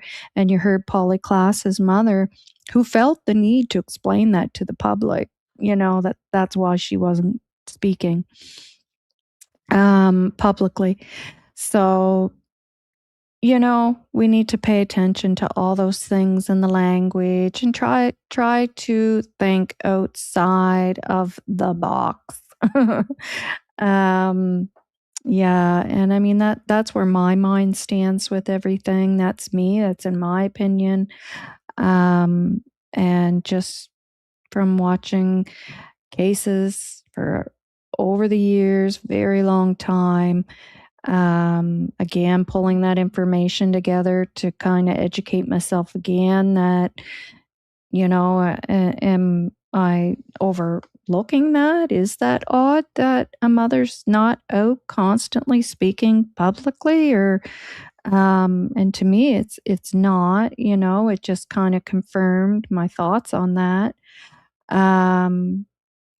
And yeah, and then again, when I was listening to those videos looking for other information, then I started hearing that language, and I was like, well, this is the same language we hear from Malaya. Those same words about her thoughts on the investigators, the hope. When you read her letter and you listen, compare it to what some of those mothers were saying, you'll hear the same thing, the same language being used. And I didn't expect, that's not what I was looking for, but it was just something else I came across, that I'm hearing the same language, as we hear from Malaya. Yeah. So anyways, guys, that is it for today. Let me put the poster up one more time. The search for Lilly&Jack Sullivan. Date not announced yet, but will be in the end of April. Somewhere in the end of April. I don't know the date, but it will be announced. We just know it's not at the beginning, it's not at the middle, but it's near the end of it. And there it is. So anyone interested, please. There is the information. And again, calling on all angels. You are needed. If you're able, physically, mentally capable, please sign up for the search for Lilly&Jack Sullivan. Ginger, my mod. I hate saying my mod. Our channel mod. Thank you so much for everything you do. Thank you, everyone, for being here. I will see you again, hopefully soon. Some of the crazies I've seen and the nasty way people are judged, I would never come to YouTube. My God, it's disgusting. Yeah. I'd like to say I think the same way, but I really don't. I don't. Just like, I think, oh my gosh, if anybody I ever loved went missing, I'd be right on to Shan, Daphne, Justin, Sunny, Shar. I'd be like, help me, please help me. Yeah.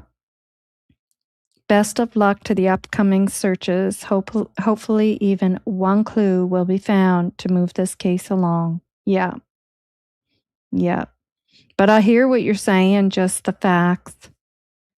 I hear what you're saying, but sometimes you just have to bite your tongue and have faith in what the police are doing and know that you're doing the right thing by not being out there so publicly, and ignore the haters and the people judging, because it's for the sake of your children, right? But I hear you for sure. It would scare people off, and that's sad to hear someone saying that. So sad. Thank you, Gaspé girl, for saying that. And you were already quiet and shy and in a situation of abuse. Yeah. Yeah. Yeah, like an introvert, right? Yeah.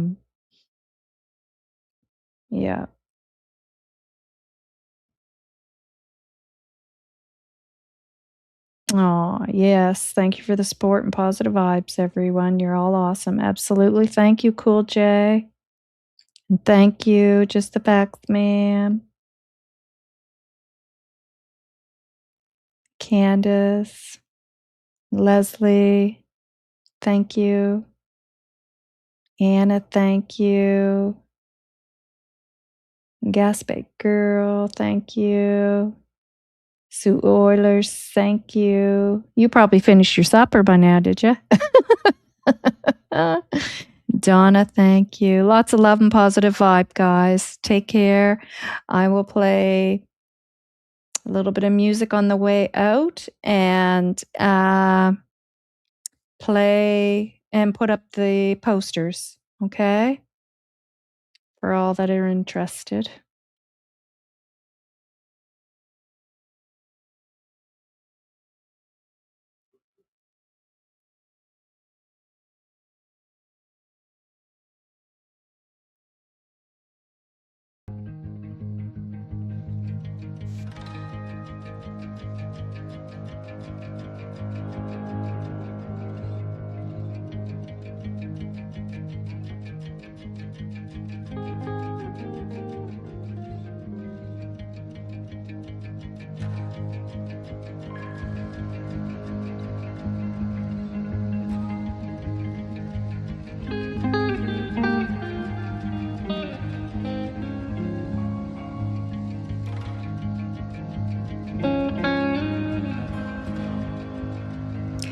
Yes, Magdalena, I agree.